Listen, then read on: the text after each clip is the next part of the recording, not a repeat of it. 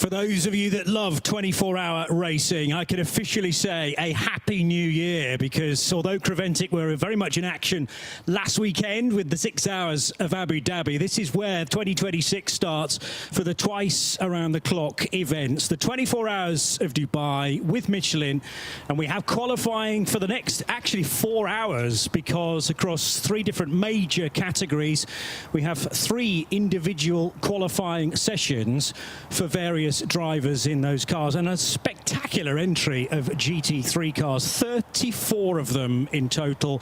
It'll be Johnny Palmer, and I'm delighted to say Phil Anson once again, because you were part and parcel of the coverage, about an hour up the road at Yas Marina. That was a terrific event. It was action-packed by all accounts. Very much so. Hello, Johnny. Hello, everyone. Yeah, what a great Michelin 6 hours of Abu Dhabi last weekend. And, well, action-packed, a lot of code 60s, but wow.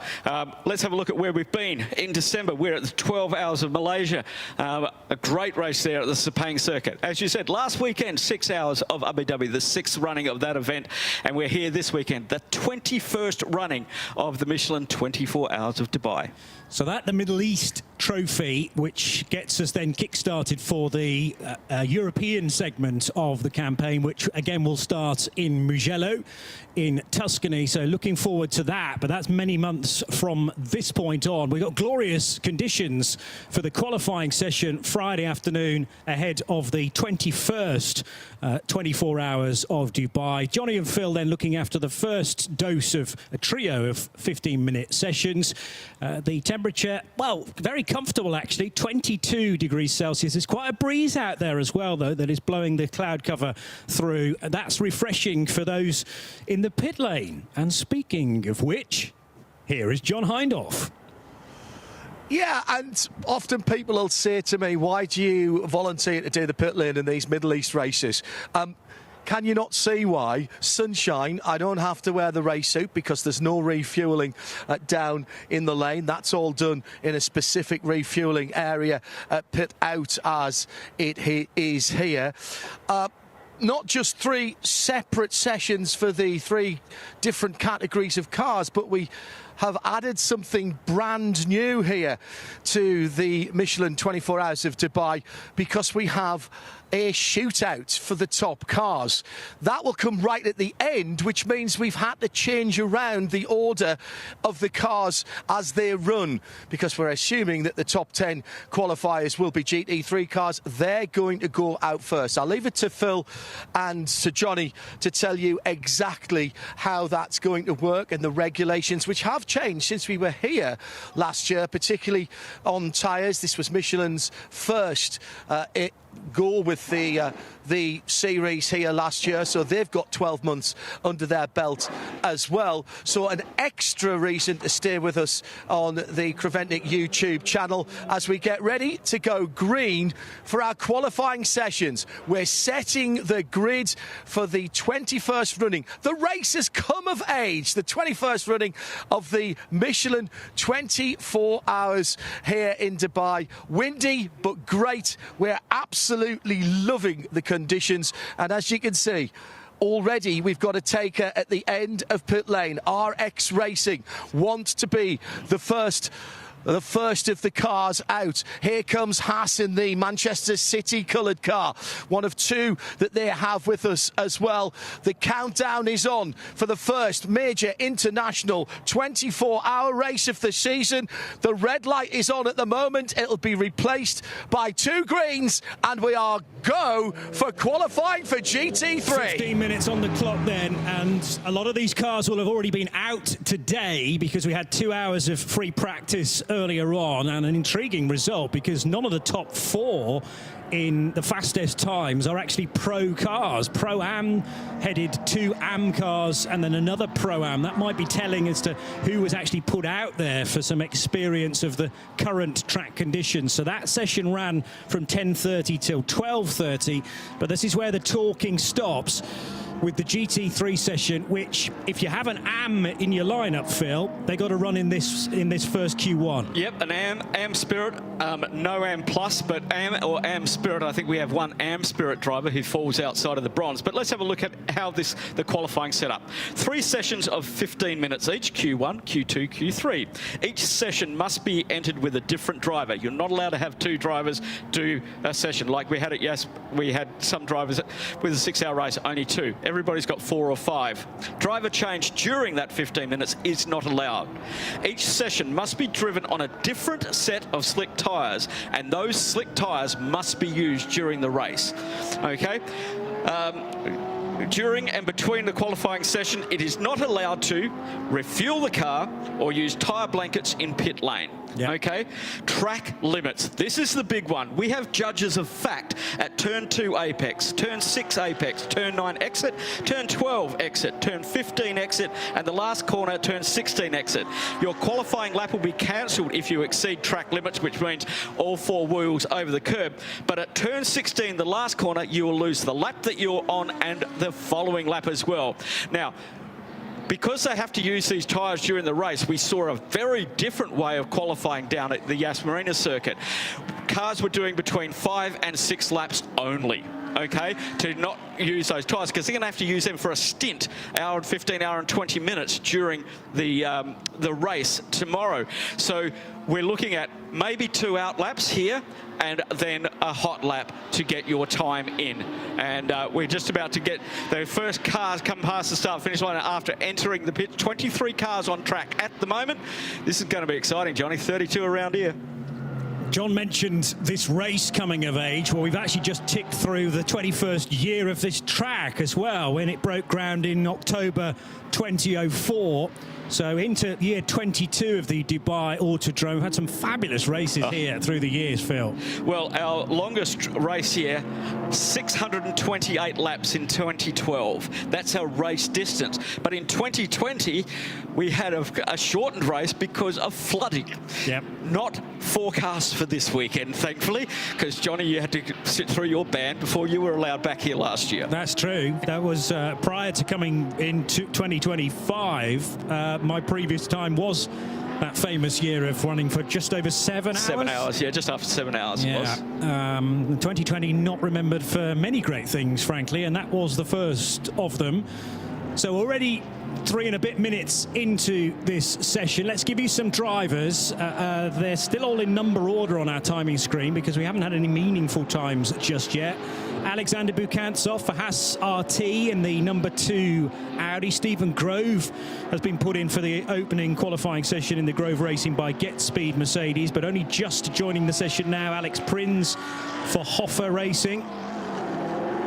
They last year, was it I forget which race, they took a win for the first time in an overall win for the first time in their history, Hoffa Racing. Yeah, they had a big accident down at Yas Marina circuit. Yeah, and coming out of turn 16, got pushed into the barrier. Chantal Prince was at the wheel of that one. Lucky everybody, she is okay, and great to see them back here this weekend after a pretty hefty rebuild. We probably should mention Herbert Motorsport, because in Malaysia it was all going swimmingly until the final couple of hours, when hovering around on the timing screen they were being investigated for a driving time infringement, which eventually came to fruition and dropped them from the win down to, I think, 5th position. Yeah. The way you come back fighting after that, though, get back on the horse as quick as you can, and they were victorious last weekend. Around the outside of the 2 Windward cars in turn 1, lap 1, to get the lead. Unbelievable for their number 10 car, and they did that very, very well, Herbert Motorsport. And then their strategy in a very interrupted race, well, they must have been juggling multiple hand grenades to try and get their strategy right, but they did, and they were victorious at the end. And it's great to see them back here this weekend. Also playing a part in what this is Middle East Trophy, the round 3 of the Middle East Trophy. And you have to compete in 2 rounds, a minimum of 2 rounds. We have a lot of cars here competing in 3 rounds. You get to drop your worst score, and I dare say the 909 Red Camels Jordan will be dropping last weekend, as they were involved in that incident in lap 1, turn 5, which put them out of the race, but they came back and did some testing. And And let's head down to the pit lane where John has got a very special guest. Well, bumped into an old friend, and I mean that in all senses of the words, Dario Franchitti. A long-time friend is what I should have said. You finished racing a while ago and then did a bit of classic, and hang on a second, you're popping up in a state-of-the-art GT3 machinery in a race that we've been covering for years. Come on, Dario, what's the story?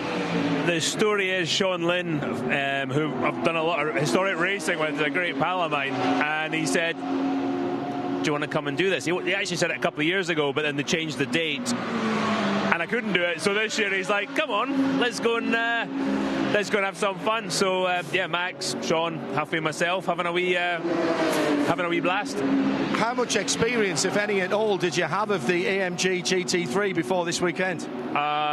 Drove it the first time on Monday, I think, and yeah. So I'm told it's rather driver friendly, to be honest, but to extract the last 4, 5, 6% out of any car is always the key thing, and you've always been able to do that. It's it's a different thing than I'm used to. The messages I find it gives me are not the natural ones I'm used to, so I'm just trying to figure it out. And you watch guys out there like Joe Gunon and the real top level of guys, and you watch how they drive it. It's quite impressive, and I just maybe don't have that level yet. So every lap I'll continue to get better, and the main thing is we're having a laugh. And oh, you're having a laugh, but if you're doing well, it'll all of a sudden something will click and you'll all get competitive. We were talking about this earlier. You don't reverse 40 years of training, no matter how old you are.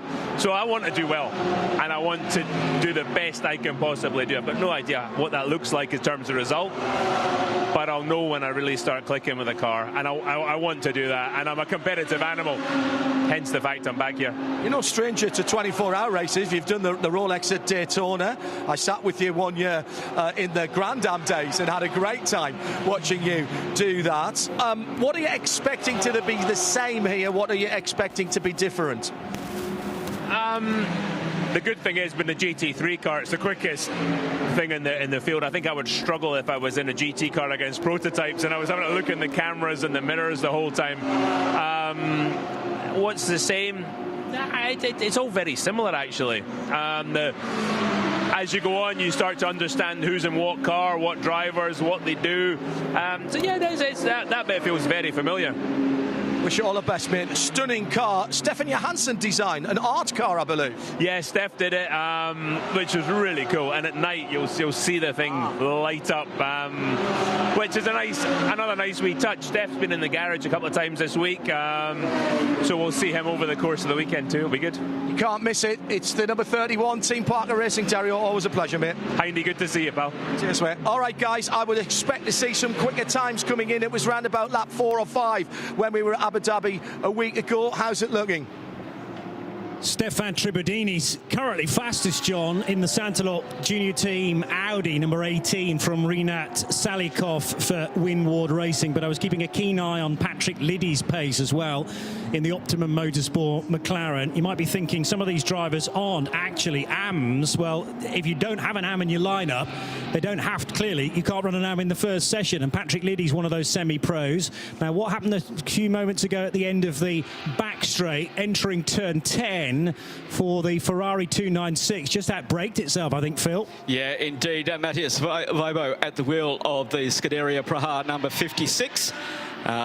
We saw them last weekend down at Yas as well, just making a little bit of land and getting back on the track safely, as they do. 5 minutes and 10 seconds to go in this session. It's the Santalot Junior Team leading the way from Winward Racing. Lockout front row down there, the Audi 1 car. Then Team WRT, Thomas Kiefer at the wheel of the 27.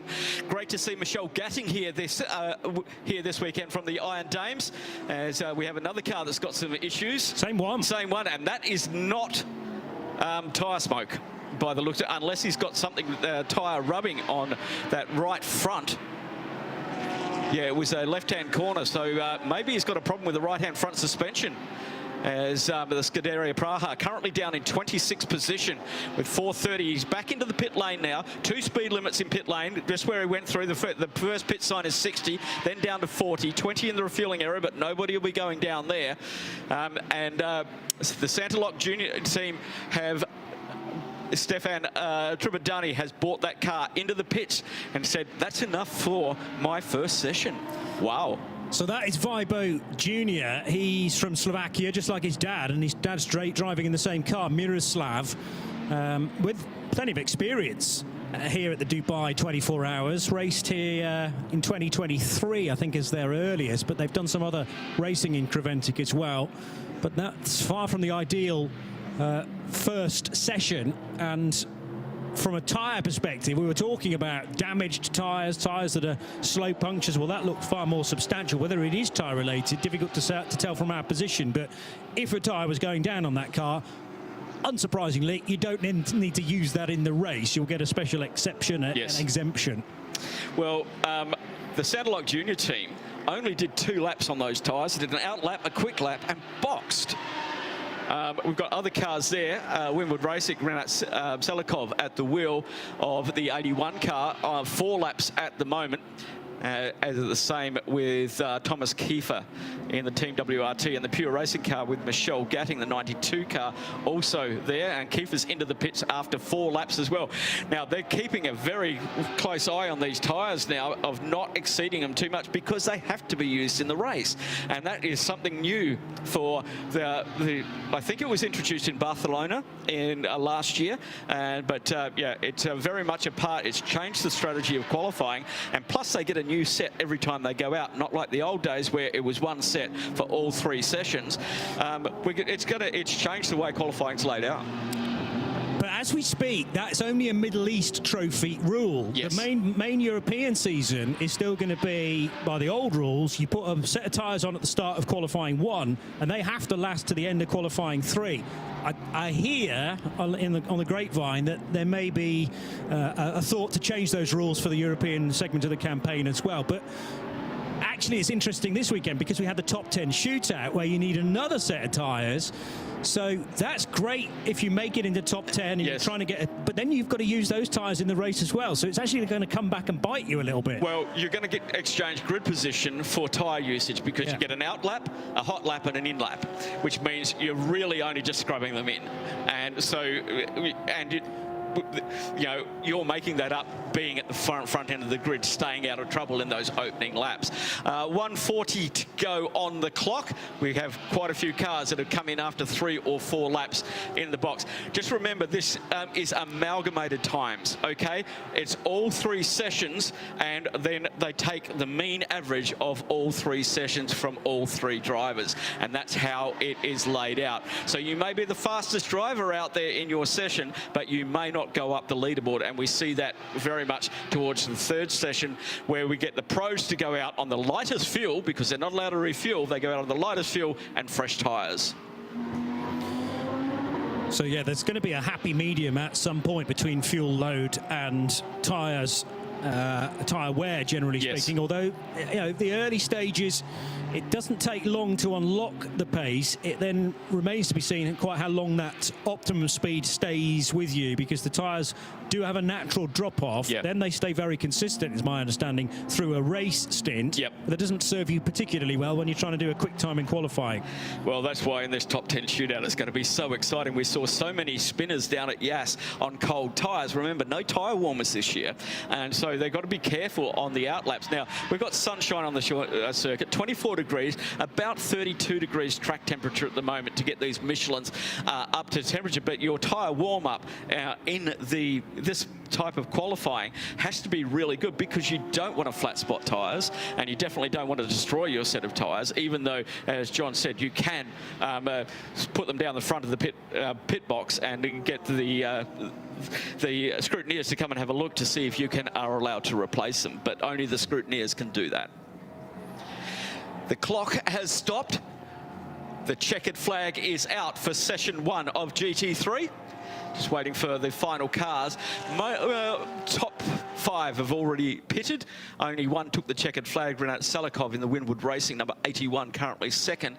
Quickest lap time in that one there, 1:57.606 by Stefan Tribadani in Tribadini, I'll get that right, Sandlock Junior team in the Audi. So the man from Nice in France, quickest by a reasonable margin.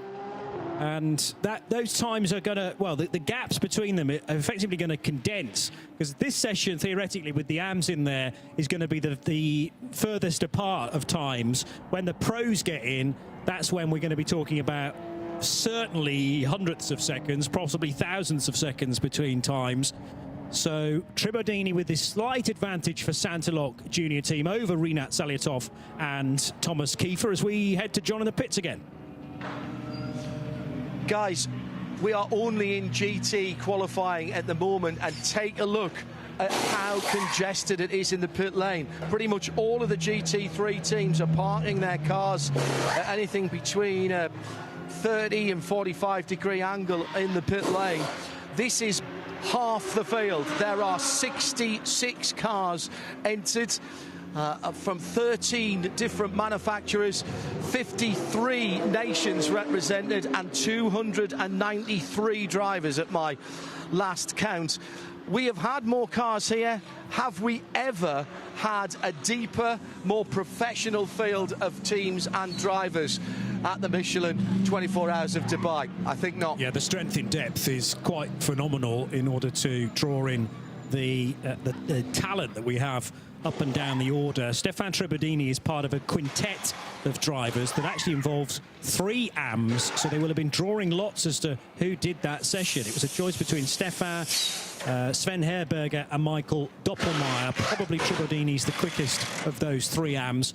We should therefore have Elia Earhart for Santalok in the second session and Pierre Caffer, although you don't have to put a semi-pro in for qualifying 2.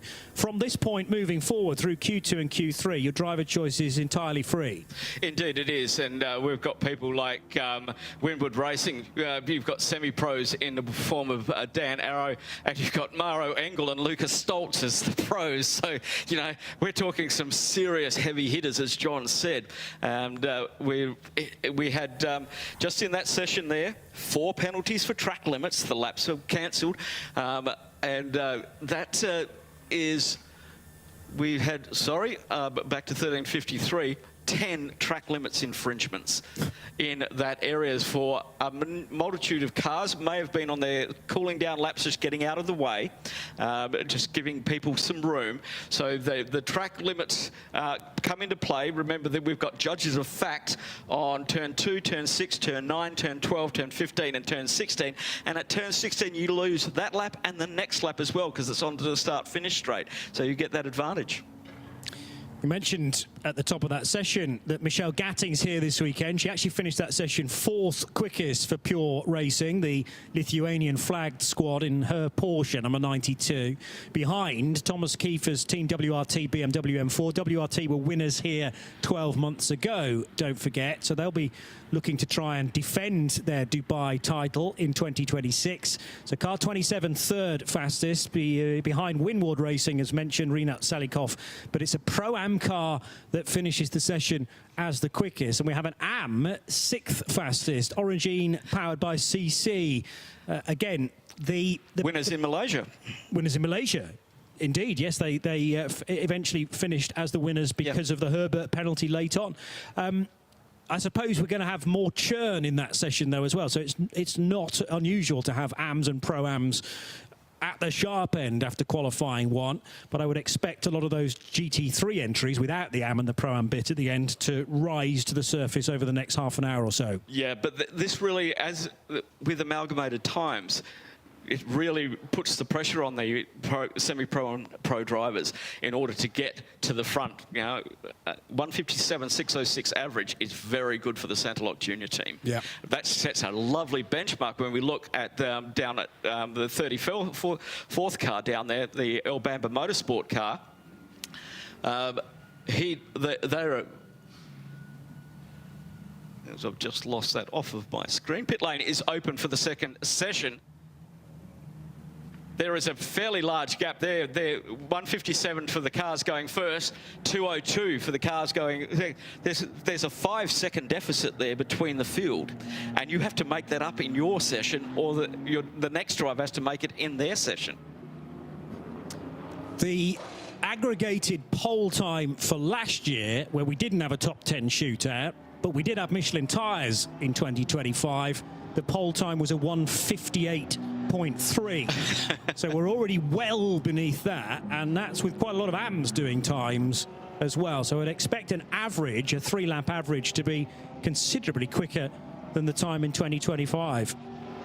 And that was car number 92 for Alex Malyukin, Alexei Nesov, Thomas Preining and Harry King, who took pole position 12 months ago. Let's head back to John. Quick update from Scuderia Praha. The Vibosch, Josef Kral and Vasek car is being pushed, in fact has been pushed back into its garage. The silver yellow Ferrari, they've got the front off, which is effectively the whole of the front of the car. I can quickly look in the garage and see that they are looking at the right front of that car. Oh, I don't think that upright is how it should be. They are looking in a rather concerned manner with that. So they're going to miss the start of this session and brake duct, that sort of area. But this is not what they needed. Now, you can see, and I mean, start the discussion now at RSL_studio, gents. How important is your qualifying in a 24-hour race, particularly this 24-hour race? But little niggly problems, not what you need. It just puts you on the back foot, doesn't it, Johnny? Especially as this is early on in the running as well. I don't know how much midweek running they did outside of the official race meeting, but that car will have been in free practice, I'm almost sure. I'll check the data in just a tick to confirm that. But there was a 2-hour free practice session. And then we're into, well, basically the first lap of a qualifying session, and you have a major, maybe suspension failure. It is concerning, although generally speaking, these 296s are really bulletproof. So I would imagine if there is a failure, it's highly unusual. Well, it's the bottom wishbone. The bottom wishbone, the front of the bottom wishbone is has become unattached, disattached, not attached. It's not fastened to where it should be on the bodywork, and that's causing problems with the hub as well. They're taking off the steering arm at the moment, but I think it's something more fundamental than that. And that front mounting on the bottom wishbone, I thought it didn't look that it was at the right angle, even when I stuck my head in. But if, in fact, I can see now, and I don't think Seb can, it looks like there's been a breakage on the front of that bottom wishbone, on where the bolt goes through it.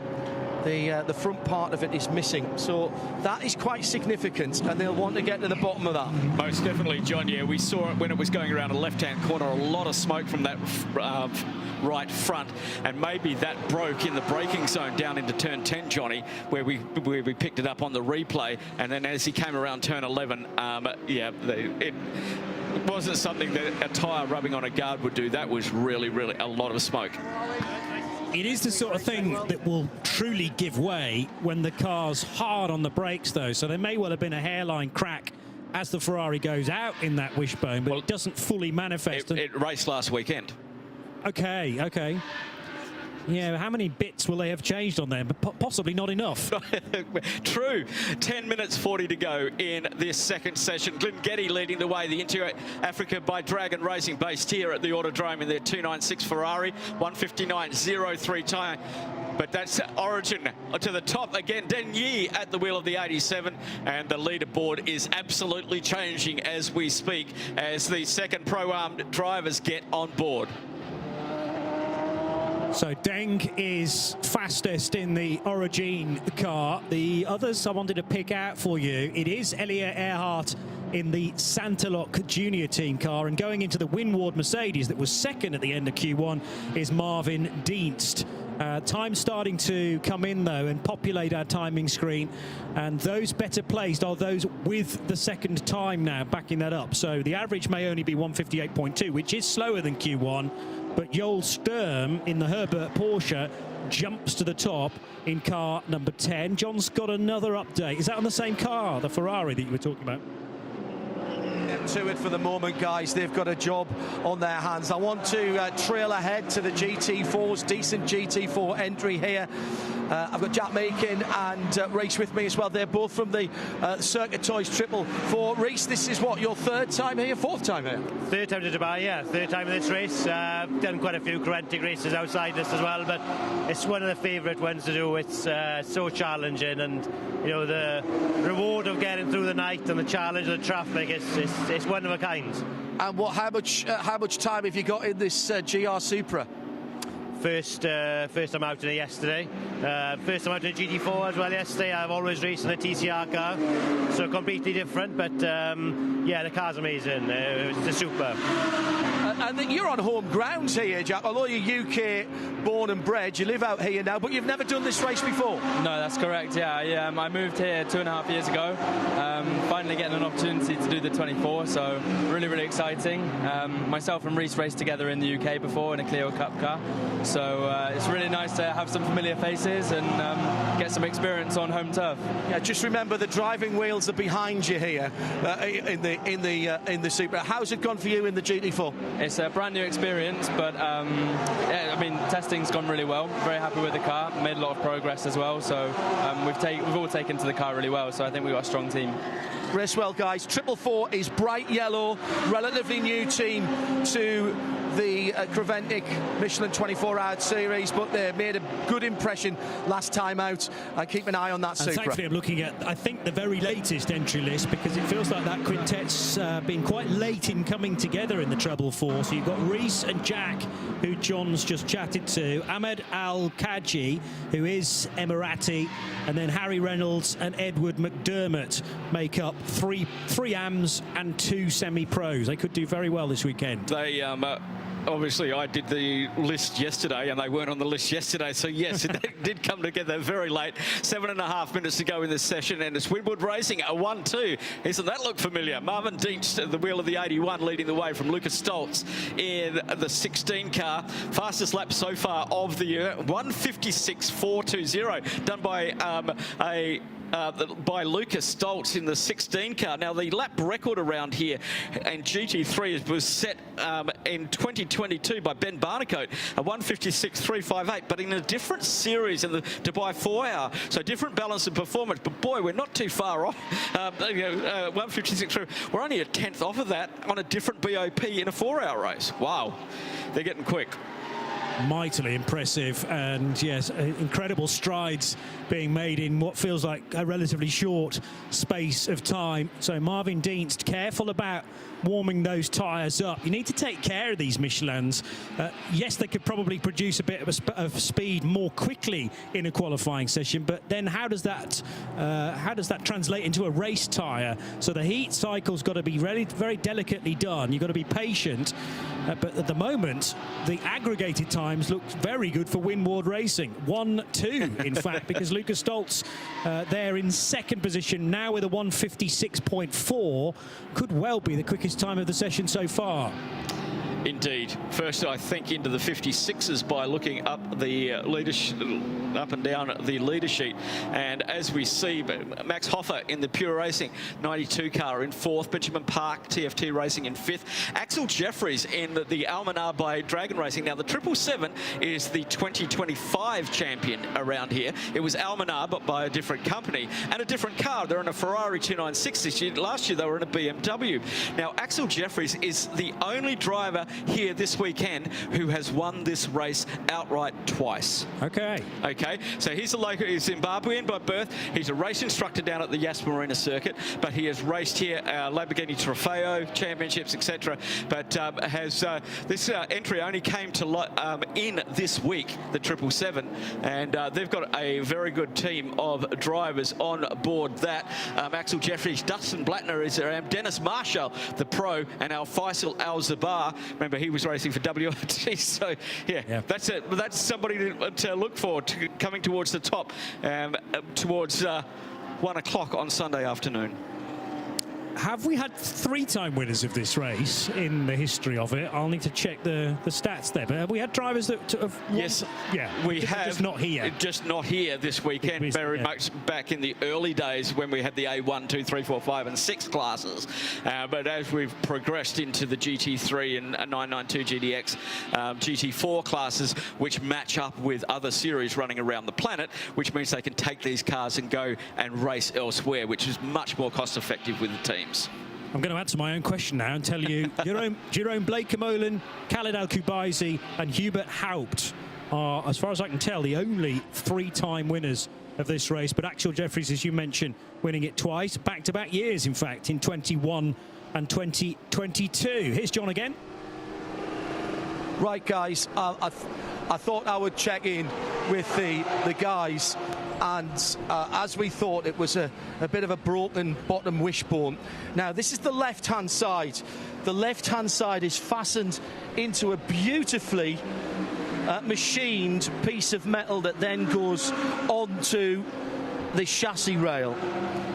The right-hand side one is broken through there, and that's why it came loose. So it's a relatively easy fix, but what they will be worried about is whether the mounting is intact, and that's what they're checking now, and whether they have to drill it out or re-tap it or whatever they have to do to try and get that mounting bracket back on. So it wasn't the wishbone itself, that's actually held up pretty well, but it was the bit to which the wishbone attaches. So that was a heavy clonk somewhere round here. Who says you take things easy in endurance racing now? It's just a set of sprints, isn't it, between driver changes and fuel stops. Thank you very much, John. Down in the pit lane, analysing the damage to the number 34 car, the Scuderia Praha. Currently, well, they'll only start at the bare minimum 34th, because the way the starting order works, we have to have the GT3s first, then the 992 GTX, etc., etc. And so they can only, their worst starting position will be 34th if they can't get back out for that second. But without doing the second session, they pretty much can't get anywhere up the leaderboard to get on terms with Marvin Dean and the Winwood Racing. But Sanderlock Junior team up into second position now in the Audi. Elia Earhart doing that with just over 2 minutes to go. The Winwood Racing car is in the pits, as is Lucas Stoltz in the second of the Winwood with the 16 car. And so Elia's still out there in Sector 3 at the moment. But they're doing 3 to 4 laps, Johnny. They're really looking after these tyres now, as we saw down at Yas. 5 to 6. I didn't see any of the GT3s go over 6 laps, and we've only got a couple on 6 laps at the moment with just under 2 minutes to go. So quickest in this session and this session alone, Lucas Stoltz. He only did 4 laps, so an out lap, 2 flyers, and then in. And that's a huge gain on the car that was or is top on the aggregates at the moment, which is the 81 car, because if I look at the time of Marvin Dienst, he's done a 157.2, whereas Lucas Stoltz 156.4, and what that's done is brought the number 16 car from 9th, I think, in the first session, up to now 3rd. So it's a massive gain for Lucas Stoltz. Yeah, I think the top 10 with the times, they're all under 2 minutes, and most of them are in the 58s, 57s. So that top 10 getting towards it, and it will be these top 10 cars which go into the top 10 shootout in reverse order for their 1-lap screamer. Just under a minute to go. About 7/8 of the field back into the pits to hand over to their third and final driver for the GT3 category. Coming up after this will be the 992 category, 16 cars for that for their session. Then we'll have TCE, GT4 and GTX altogether, 16 cars in that session, and following that will be the top 10 shootout.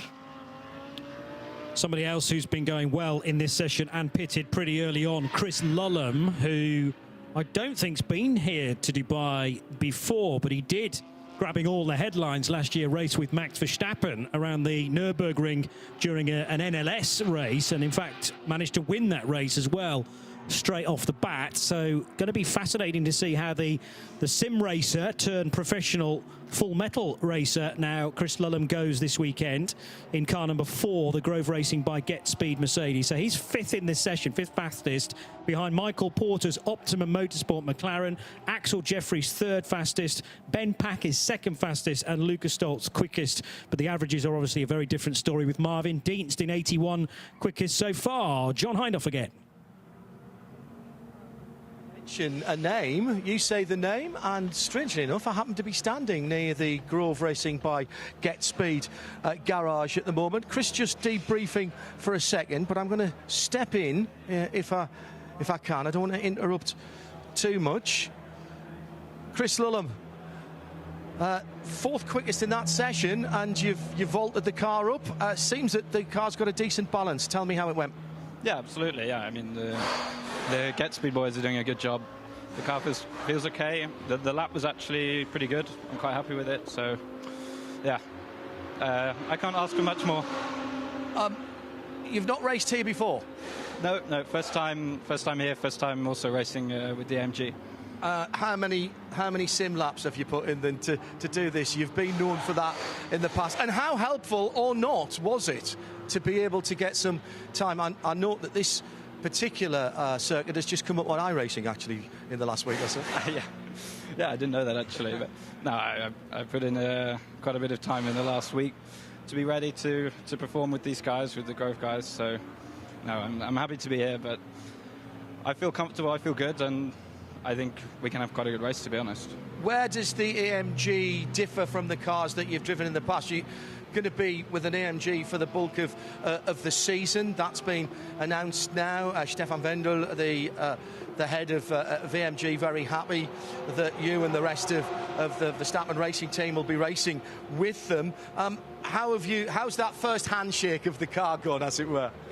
Yeah, this is kind of my first rodeo with the AMG, you know, my first time racing it. It's always a bit different when you get on track in an actual race session and an actual qualifying session, and everything's on the line compared to going and testing in the winter. So to come here and have my first experience as well is good, looking at the season ahead. But no, I'm comparing with the other manufacturers. The chassis is really nice, the platform's working well.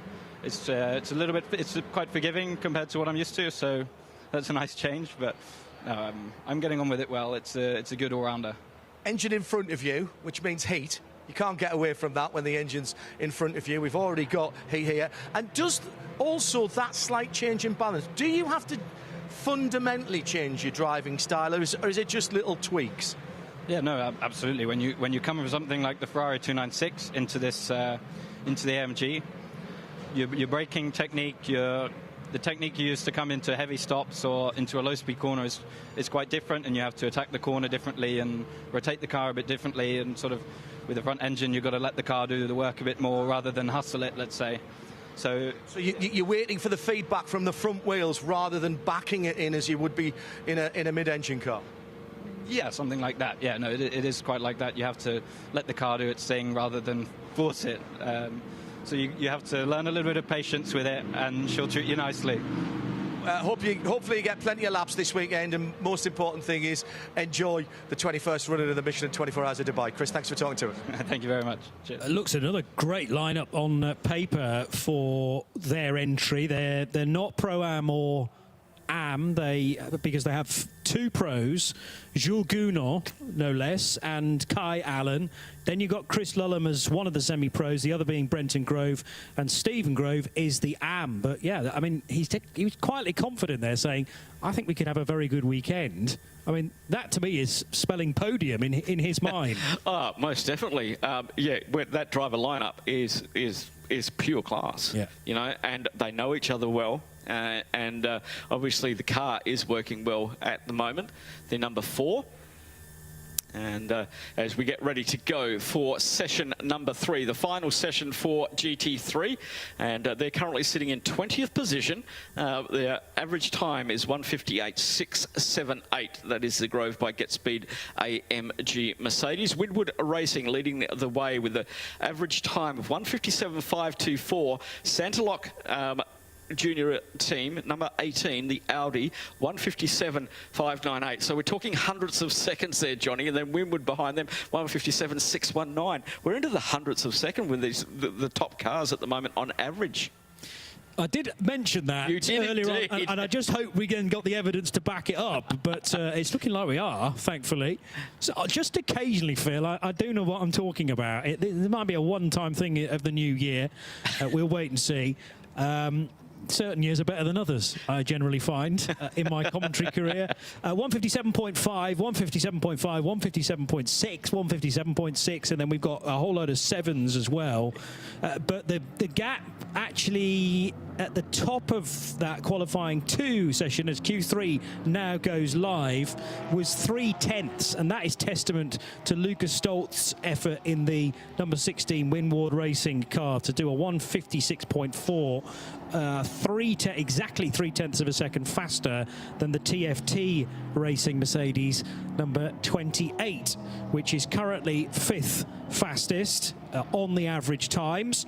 And Q3 now live again. Now, generally speaking, this might be the fastest of the 3, although Lucas Stoltz might want to disagree with that. Again, though, no restriction on who you put in the car, but some teams like to leave their quickest driver to the end. This is when the cars are the lightest that they will be. Yeah, they'll be done for fueled for 5 laps, and they put their best driver in, and the team manager says, go out and get me the fastest lap that you can put in there and don't run out of fuel. Yes, John, down in the pit lane. Just to remember, don't peak too early in these GT3 times, because the important position is P10. This isn't going to set the pole. As I just came in to speak to Lucas Stoltz, and Dan Arrow said, "You want to speak to Luca, don't you?" I said, "Yeah." He said, don't forget, we only have to be in the top 10. And that's an absolutely brilliant piece of reminding from Dan Arrow. It's the top 10 that needs to be qualified so that we can get the potential of a pole position. So Maro Engel being fastest here might be a good bit of practice for a couple of hours down the line, but it is not the be-all and end-all.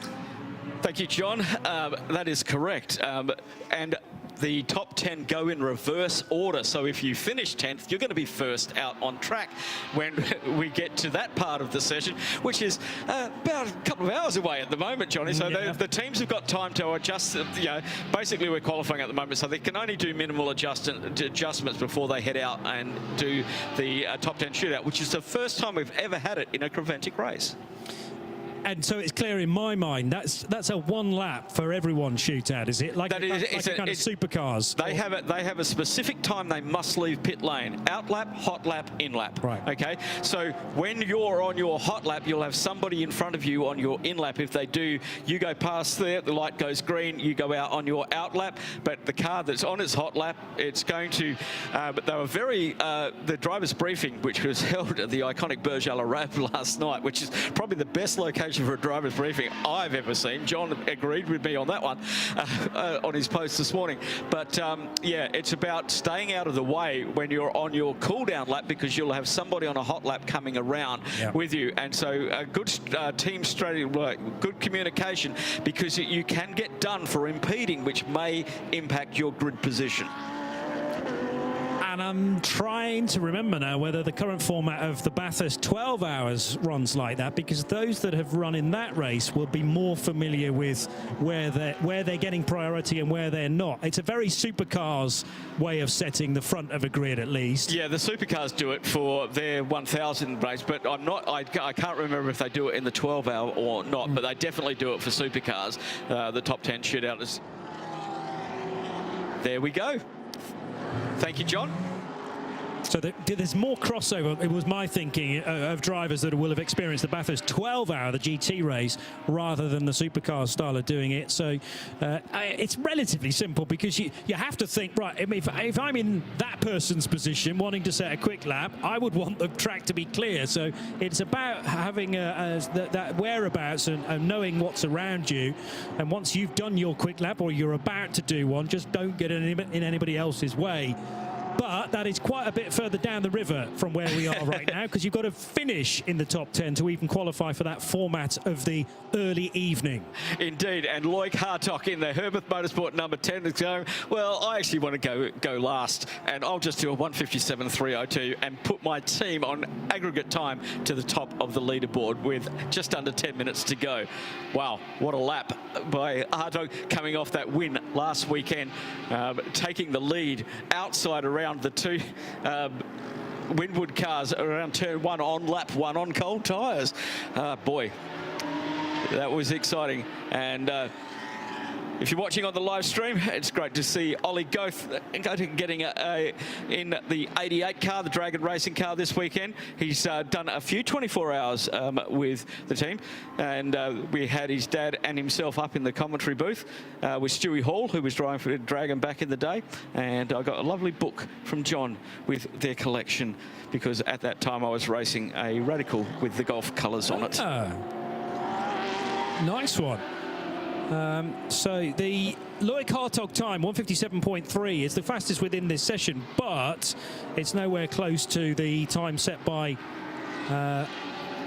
Lucas Stoltz a short time ago. Yeah. But we're not quite in the tyre phase yet. So, and it is now a certain Maro Engel in the equivalent car number 16. So Engel capable of a 1:56. And speaking of those times, Kelvin van der Linde's just done a 1:56.539 in this session for the 669 numbered WRT BMW.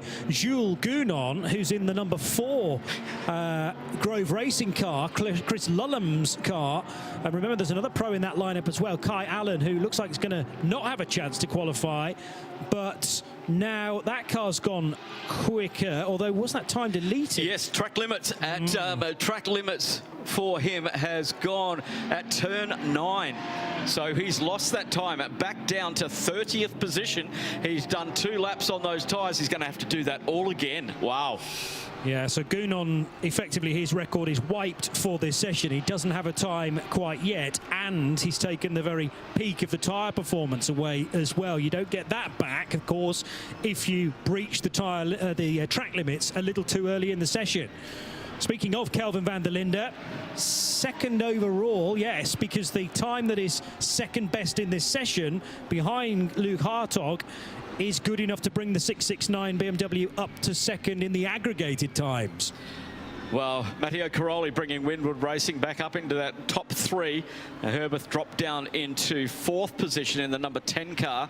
And just looking for any purple sectors at the moment. Jules Gounon is going to have to do a cool-down lap and then go again on those tyres. But he may have taken the best out of them at the moment, as his sector times are quite slow as he makes his way through sector 3 to see if he can go again. He's got time. He's got 7 minutes left, and we're just under 2 minutes a lap. So he can do 2 cool-down laps to try and get back some tyre life as Mikhail Greiner just leaving the pit lane now, waiting very, very late. 6:50 to go for the team Motor Park, entering the Mercedes AMG, car number 13. That was involved in that very serious incident down at the Ash Marina circuit, which brought out the code 60 for half an hour as an incident involving that and another car. And unfortunately, the 13 couldn't continue.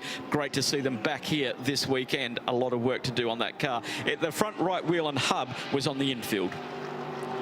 3 cars almost within 0.08 of a second now as Maro Engel goes top, and that is not as a result of the fastest time in the session. I've been watching with interest who's quickest in Q3, and it was briefly Ben Goethe.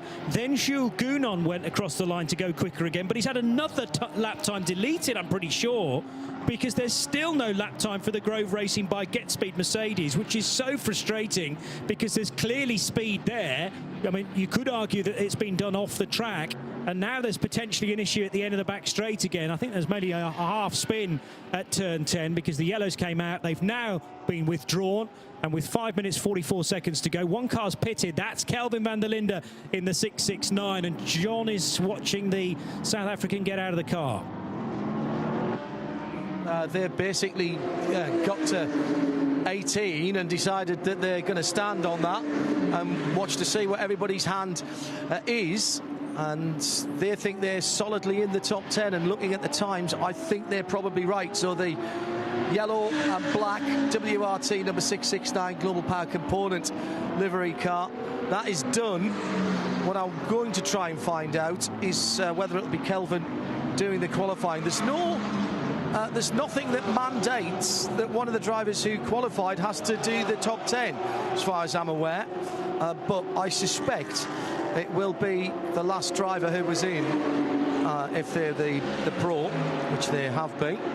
So I think Engel and van der Linde in their respective cars will be the guys to do the qualifying.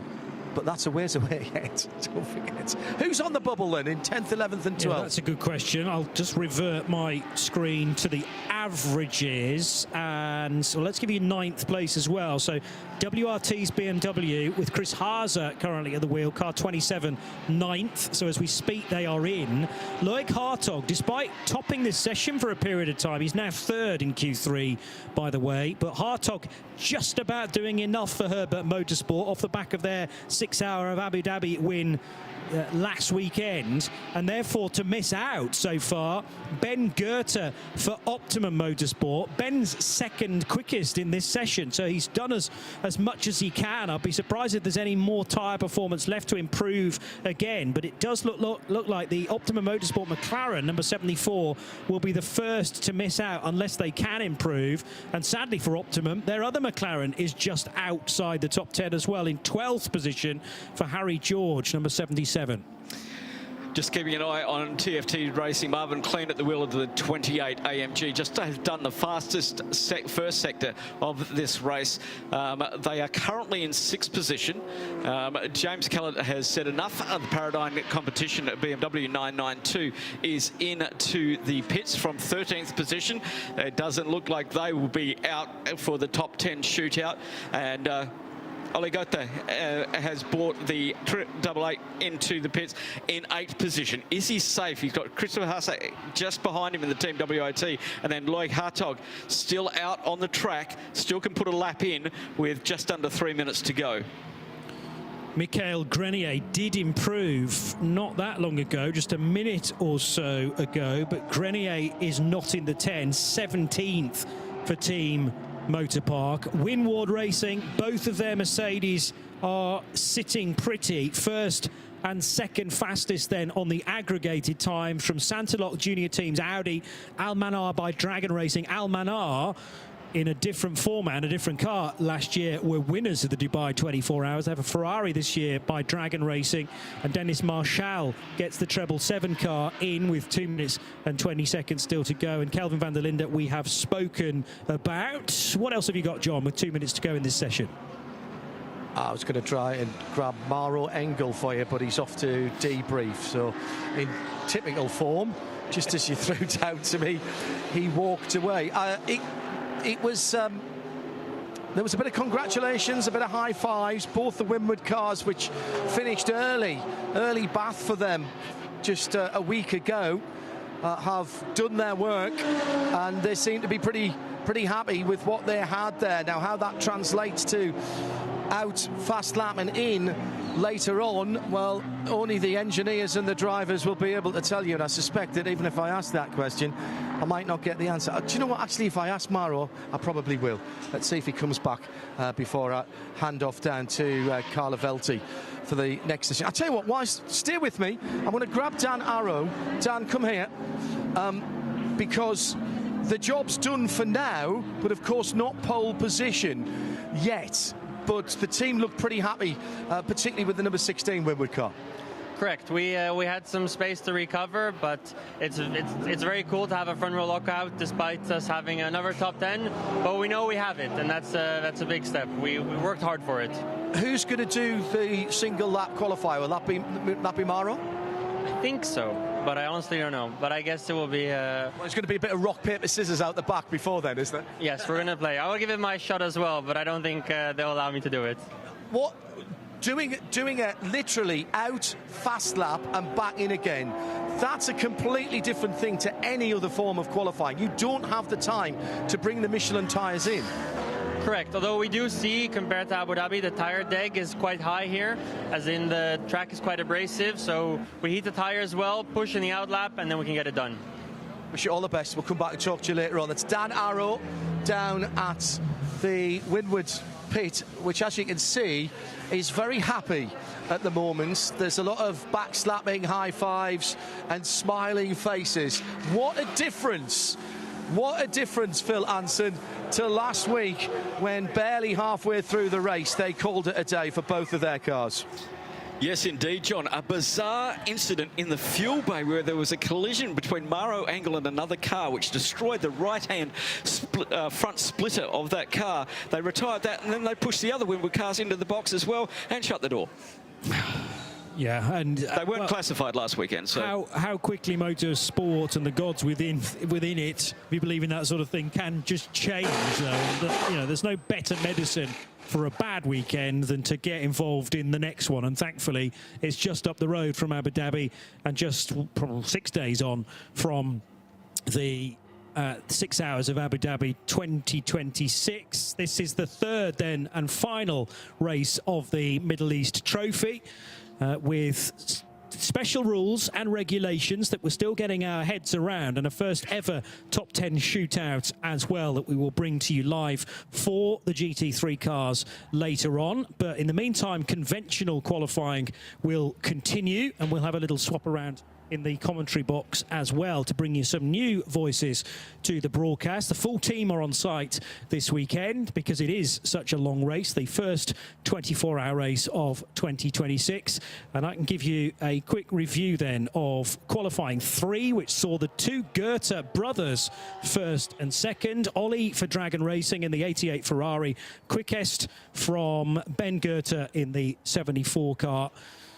But more importantly are the aggregated times, and these are they. So it's the 81 car that finished across all 3 sessions as quickest for Matteo Cairoli. Also doing times, though, Renat Saliakov in Q1 and Marvin Dienst in Q2. Second quickest was the second Winward Racing Mercedes, Maro Engel finishing things off, but Lucas Stoltz and Stolyarov were involved in the qualifying as well. You only needed 3 drivers, remember, where most teams have 4 and in some cases 5. That is the case for the Santilok Junior team, Audi, of Pierre Caffer in number 18, finishing ahead of the treble 7, the treble 7 Ferrari, the 669 BMW, and the 28 Mercedes. As we can head back to John for more reaction from those qualifying sessions.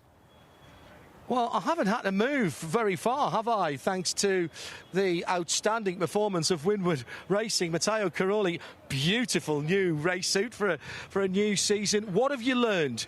You were quickest, the car on aggregate was quickest, but I suppose the important thing, what have you learned for the top 10 shootout? Well, first of all, I have to say a big thank you to the team, because we've been struggling a bit in the past session, so it's thanks to them actually if we got the car back on shape, and it was a pleasure to drive, first of all. Definitely, I mean, top shootout, it's another story, so we will see, first of all, what we can do, I mean, for sure the margin is it's not that much. I mean, for sure we push already quite a lot now, and in Super Pole we will see. But I'm quite confident that we have a strong race car for tomorrow. That is the most important. And will you do the Super Pole lap, the shootout lap? Apparently, yes. Apparently, yes. He says he's loving the opportunity. Right, so I can ask you this. What is the difference in preparation, both for the cars, the tyres, and indeed for yourself as a driver, when you know you only have one single lap to prepare and one to get the time? Well, preparation here, it's not a big drama, I have to say, because, you know, with a tire seater, it's pretty easy. I mean, for sure, we need to keep the temperature on the right spot, but the most important is don't exceed the track limits. I mean, put everything together, and you know, it's rather be a little bit safer than you know, make some mistake or whatever. So I will try to stay as calm as possible and try to bring it home. Well, the worst you can be is 10th. Come on, you might as well hang it out a bit. I try to be calm. That's the key for me. I mean, if I'm too tense, maybe I think it's not going to work. So I prefer to rather stay calm.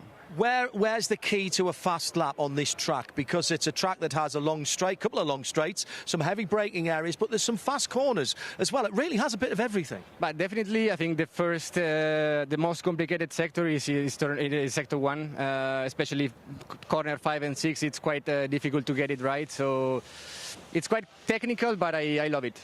Thank you very much. Go well, and we'll see you later on.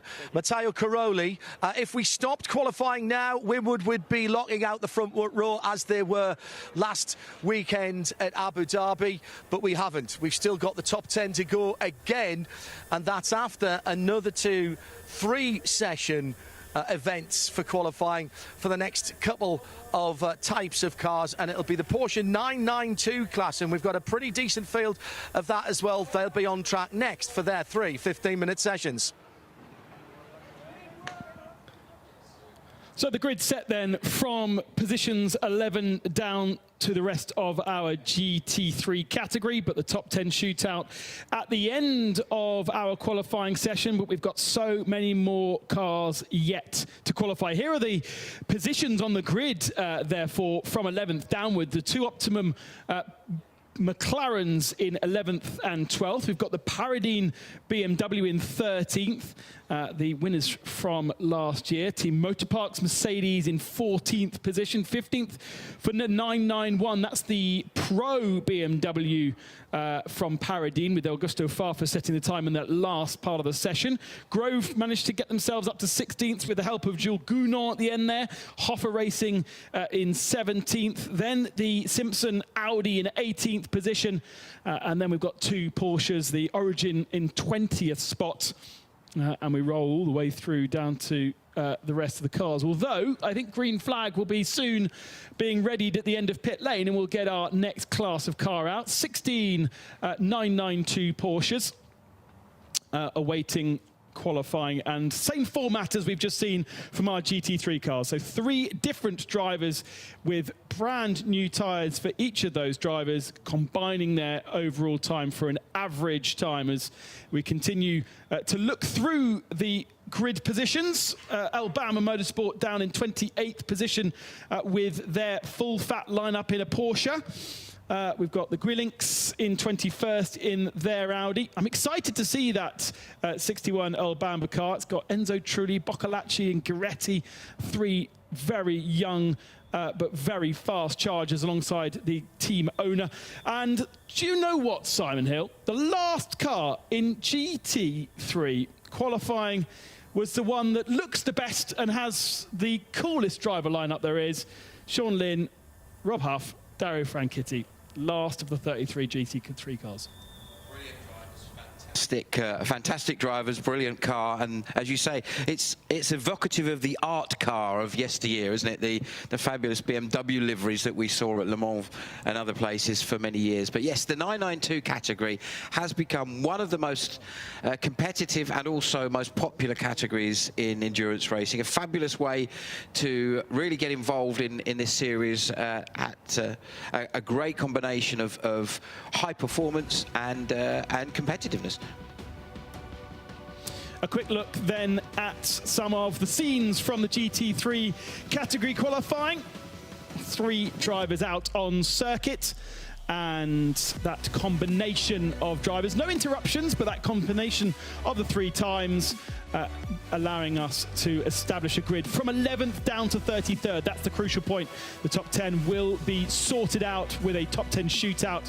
A new addition to Creventic during this Middle Eastern series of races. I'm sure it will be introduced into the European season. It was first trialled at the 992 endurance event at Spa-Francorchamps, a 12-hour only 992 category race, which always provides us with lots of entertainment. So we're still waiting for that green flag at the end of pit lane. We've got 16 992 category cars, a healthy entry, and some really fascinating names and entries within it, especially considering one of the big favourites of 992, the Red Camel's Jordan car, barely turning a lap last weekend in Abu Dhabi. Yeah, they had one of the most dramatic weekends. Just didn't go well at all for them across the whole weekend. But you can look at any one of these guys out here, one of these combination of cars, really to see how they unfold over the weekend for the 24 hours. Now, last year we had again a similar sort of level of entry. The Seb Lejeune racing car, the 992 car was, the 888 car was on pole position. Matthias Jobo setting the fastest time of a 2:02.004. So that's going to give us a bit of an indication of the sort of level of competitiveness that we'd expect to see. And overall, I think those and the Ajit Kumar and Red Camel guys were going to be the ones to watch from last year, whether they're going to be up there this year. Obviously, Ajit Kumar moving across to the GT3 category, but Seb Lejeune, Red Camel, and a lot of the regular team out there that we would expect to see. So whilst we get cars on track, the green flag now flying at the end of pit lane, let's welcome to our team the second of our pit reporters this weekend. Carla Velti is down in pit lane. How are we doing, Carla?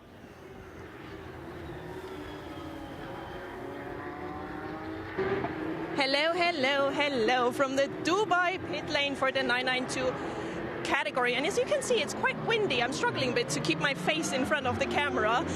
The cars are out, action is already starting, and it is the 992 category. So for everyone who is a Porsche lover, you best keep your face stuck and glued to the screens. These are one-make Porsche 911 GT3 Cup cars of the 992 generation. So all you see right now is Porsche. We have a lot of great drivers, a lot of fantastic teams in this category, and there's nothing else but just to head straight in and see who is going to take the pole position for the big day tomorrow.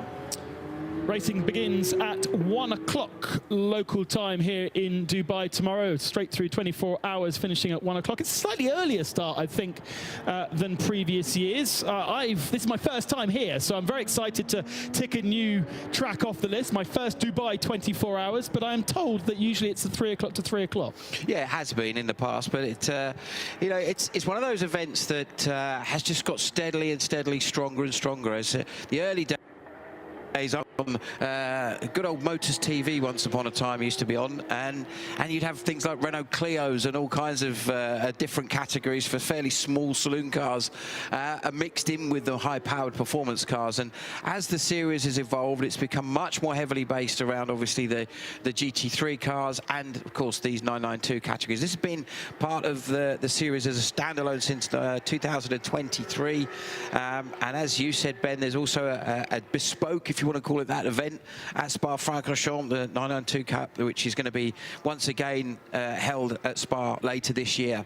As we look at the 985 on circuit here, currently being driven by Sebastian Schmidt, the Neuhofer Rennsport car, very distinctive with those luminous wheels and luminous detailing on the car. So let's see what the first of the high performance laps looks like, Ben. Just one car missing from the track at the moment, one for Carla to go and sniff out. The 216 Modena Motorsport car entered from Hong Kong. That's Christian Chia's car that he usually shares and is sharing with John Shen, and Benny Simonson is part of that lineup. It's an all AM lineup, so it's a full AM category. And let's not forget that we do have in the 992 class 2 categories. We do have the full pro cars and then the AM category. And in fact, 10 of our entries are AMs, with leaving just 6 as pro cars. And within those pro cars, you do have sometimes 2 or 3 semi-pro drivers. So I wonder whether Carla has, I'm hearing my microphone pop, but we do have a yellow flag out on circuit, and that is the 928. Yes, it is. So Stefan Adler, I think, parked it on the side of the road, although it's facing the wrong direction. It didn't see the beginning of that, did we? So we'll have to watch with interest to see. Here we go. Let's have a replay. See if we can work out what happened. Yeah, lost it on the way in. And he has touched the barrier. Has hit the wall, yeah. So it could be that left rear suspension, as you look at it, has been broken. It was a fairly significant hit. So that's on the exit of turn number 7. It's a double right-hander, turn 6 to turn 7. He's put the car rear into the barrier. It was a light touch and actually is now rolling, even if we do have a red flag out on circuit. We can see him making his way back to pit lane, and looking at the rear end, it's damaged, but I don't think that's suspension or anything. That's just going to be cosmetic, right? Looks like it could have been very lucky and just caught the rear bumper, which obviously is a much easier fix than any kind of mechanical damage that could have happened to the rear suspension or rear wheel. So I think he could have really had a massively lucky escape there, Ben. Now, as we have a little pause in performance, how do we think these GT3 cars are going to compare, sorry, these 992 cars are going to compare with GT3? When it comes to an endurance race, they have some real big benefits, and they're becoming easier and easier to drive and therefore faster. They're very quick, they're very reliable, which is one of the key things, obviously, why they're so popular for this type of racing, as with almost all Porsche Motorsport equipment. But also one of the key things is that because of the nature of the car, they can run a lot longer on fuel. So quite often you'll see, as the fuel stops start to rotate through for the GT3 cars, usually around about an hour, maybe an hour and 10 is usually around about a tank full for the GT3 cars. These 992s can run longer than that, and therefore you'll see them marching their way up the order. If they are able to match that with extending their tyre runs, that can be quite significant. Here we see that replay again.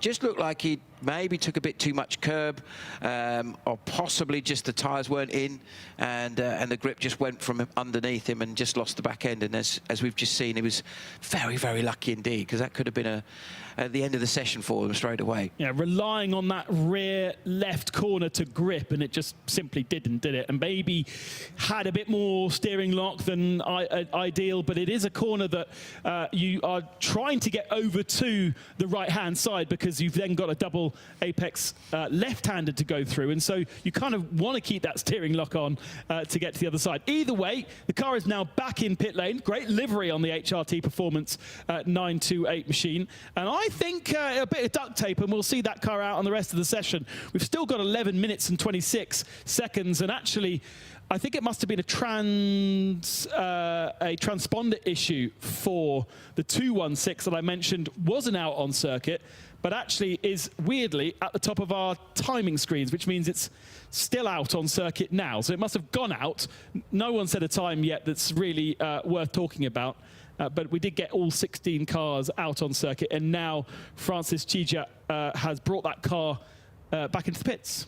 Yeah, I saw at the beginning of that session, when you noticed that it wasn't out, I then saw the F for fuel come up on this. So I wondered if perhaps they'd gone through the fuel station first or something like that, and it just thrown the timing sequence out somewhat. But yeah, most importantly, that they seem to be on this. You can see on the screen there, first gear ignition on driver ID. Very, very important. Let's talk about the driver ID part there, which is quite significant. Now, normally it's just something that will obviously let us in the commentary box know which driver's in the car at any given time. So usually it's a transponder that the driver has on his helmet, or she has on a helmet, and that as the car goes out of the pit lane, it will register that the driver has changed. So one driver gets out, the driver gets in, clips his or her radio in, and then it will register as they leave the pit lane. Now that's really important for us to know who's in the car, obviously, but really why it's so important is because one of the key factors of the competitiveness of this series is the amount of drive time that each driver is allowed to have. Now, depending on the driver, whether it's an AM driver or a semi-pro or a pro, they're allowed certain amounts of time in the car. And if you go over that drive time, then you are going to get a significant penalty, and it's actually cost teams a race win in the past, or a very good result. So whilst the driver ID thing is really nice to know, the actual main benefit benefit of it is we need to know who's done the right amount of time in the car at any given section of the race. So that's why the driver ID is such important. And it's not a manual switch in every form of car. The GT3 cars have it within the radio plug that you plug into the car. So your helmet has obviously intercom. You plug that into the car to then send and be able to talk to your team. When you do that, it knows which helmet's being plugged in and therefore automatically switches. But in the 992 category, that is not the case. No, so it's as you quite rightly said, Ben, it's a manual switch to flick it on to make sure that it's registered. So, you know, these are one of those things that could really hinder a team if it's not done correctly. Hence the reminder in a very simplistic way on the board that the team will be waving when the driver gets in, so that they know exactly what they need to be doing. So no driver change though, of course, in that red flag session. No tyre change, no tyre blankets allowed either, although it's a fresh day. I was expecting to be burnt to a crisp here in Dubai, but actually it's quite a nice temperature out there on circuit. Looks like a bit of dust in the horizon. No, it's just the horizon. So all cars are back out, so no problem for the one that caused that red flag, the 928. Stefan Adler is back out on circuit. Francis Chia is out on circuit. Now, it's Francis Chia, T-J-I-A, Chia.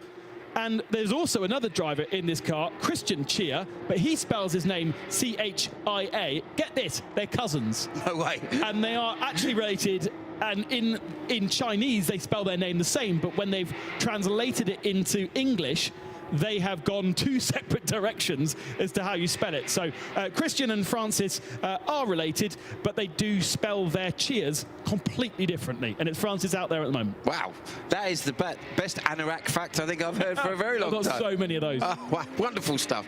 So let's keep those going. So there's some familiar names out on circuit in this section. Sébastien Lejoux of Seb Lejoux Racing, Fabien Dance, both those drivers very familiar. Those of you who've followed the 24H series for some time will know those names and over the last few years that they've been part of this series, and very competitive, both teams and drivers. The Red Camel Jordan's NL team has always been very much a mainstay of this category as well. So interesting to see how they look once we get through the three sessions. At the moment, fastest in Sector 1 is Louis Perrault in the Seb Lejoux car, the 910 car, the two very distinctive purple cars that you can't miss out there. That's easy for us to identify on circuit. At the moment, we can see the 985 Sebastian Schmidt and the Neuhofer Rennsport car looking strong. In the early part of the lap, just set a personal best in Sector 2, as to be honest, pretty much everyone is, because they haven't really done a lap yet. Target time is around a 2-minute lap. That's where we are looking at, and at the moment we had no times fully registered because cars were on their out lap when we had that red flag. Sebastian Schmidt does a 2:05. And Jaiton Liang in the Mulner Motorsports 921 does a 2:02. So those are the first efforts. That's first lap on the tyres. Now these tyres different in terms of compound to what the GT3 cars use. They are a different spec of tyre. But have very similar characteristics. Obviously, they're both Michelins, and they have that peak drop off and then plateau for a very, very, very long time, because actually these tyres need to do a good hour and a half. Yeah, much more so, as I said, because I've got another car losing at the same place as earlier. He's got away with that one without any contact. Yellow flag is out. Is that the Red Camel's car? I think it might be. Facing the wrong direction. Yes, it is. Yeah, the 909 car. So that's Fabien Dance, we were just mentioning, one of the most experienced drivers in this category, a former winner here in the past. So, yeah, very unusual for him to lose. It may be, just maybe, there's something going on at that particular corner. We've had two drivers both lose control. Could it be that it's, you mentioned about how the wind has got up here. Maybe it's the dreaded crosswind that we hear racing driver excuses. Page 117, column 5, crosswind as a driver excuse for a spin. That could be that one.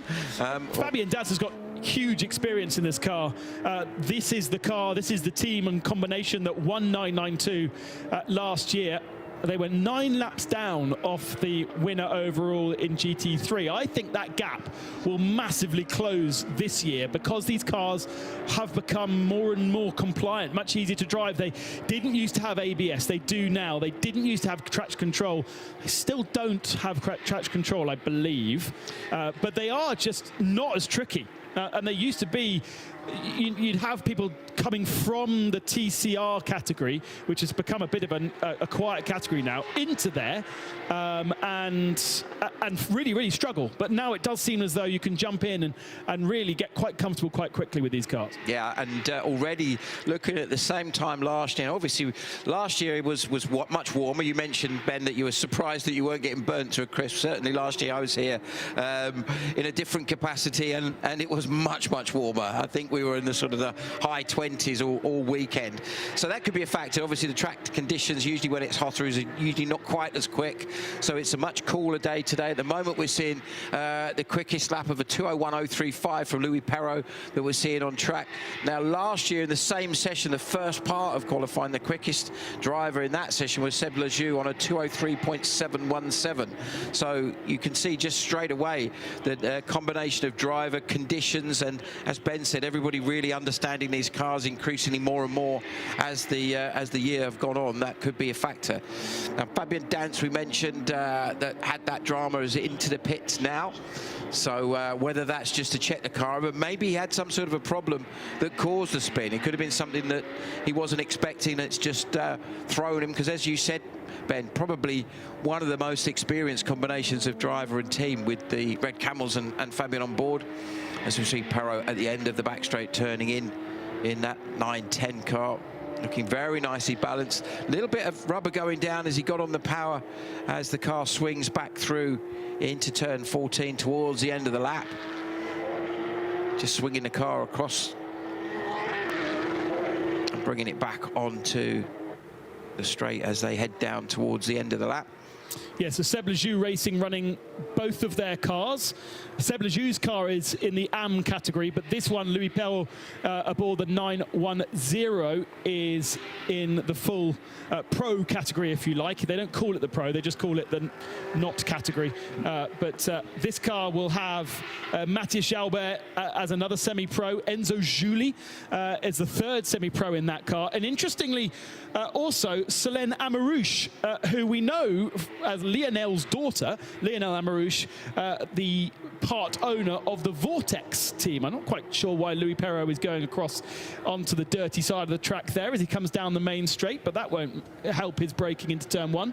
And Solène making her move from the Vortex into 992. That is going to be a bit of a jump. Yeah, different, very different. Obviously, the GTX category has been very strong with the Vortex car particularly being something that has always been on the money and is one of the most competitive cars in that category. Now, down in the pit lane, I think we may have our dear friend Carla, who's going to be catching up with some of the interesting action that's going on down there.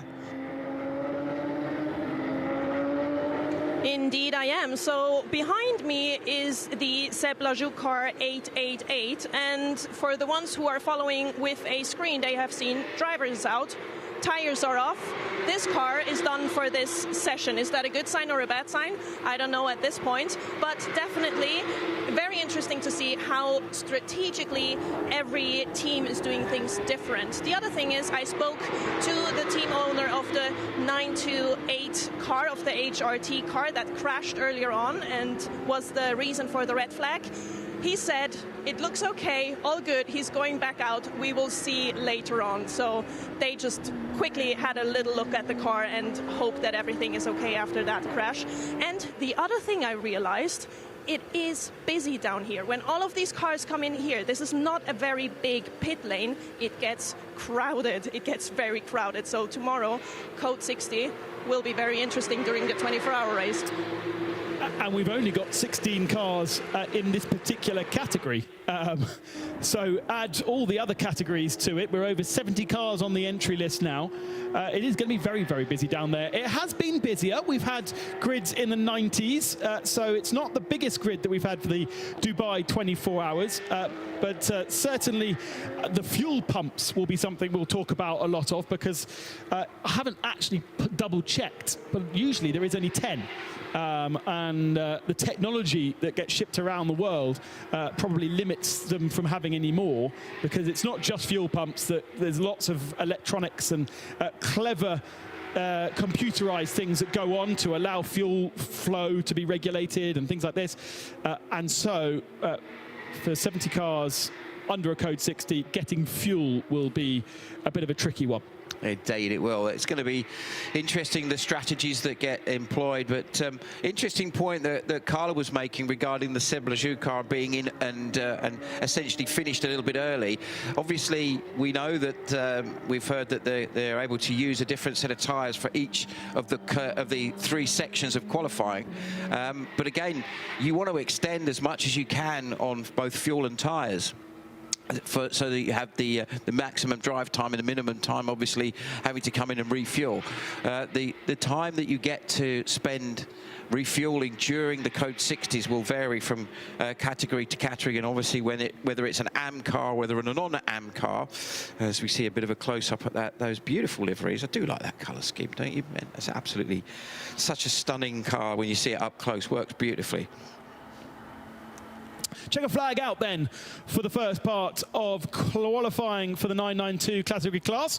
No top 10 shootout for this category, and therefore we are setting the full grid for 992. They will line up behind all of the GT3 cars. We will not mix them all around. Enzo Juli jumping aboard the Seb Lejeune car, and some little highlights of what happened out on circuit. We did have 2 spins, one from Fabien Dance, who I think just took too much curb going through turn 6 there, which unsettled the rear of his 992, and he spun into the runoff area, but did finish with just a single qualifying lap with a 203.029, and that would be good enough for 3rd position behind Jiatong Liang in the Mulner Motorsport 921, and Louis Perrault was the fastest of our cars. We do have cars still out on track, and we do have some green sectors, but nobody challenging those top 3. Sébastien Lejeune in 4th position, and then Pierre Castillet in the Red Ant Racing 924 entry 5th, still out on circuit. Actually about half of the field still out on circuit, and so it'll take us a bit of time to reset before we go into the next session. Just a reminder that they are allowed to change tyres between sessions. They are allowed to change drivers. They have to change drivers. They have to change tyres.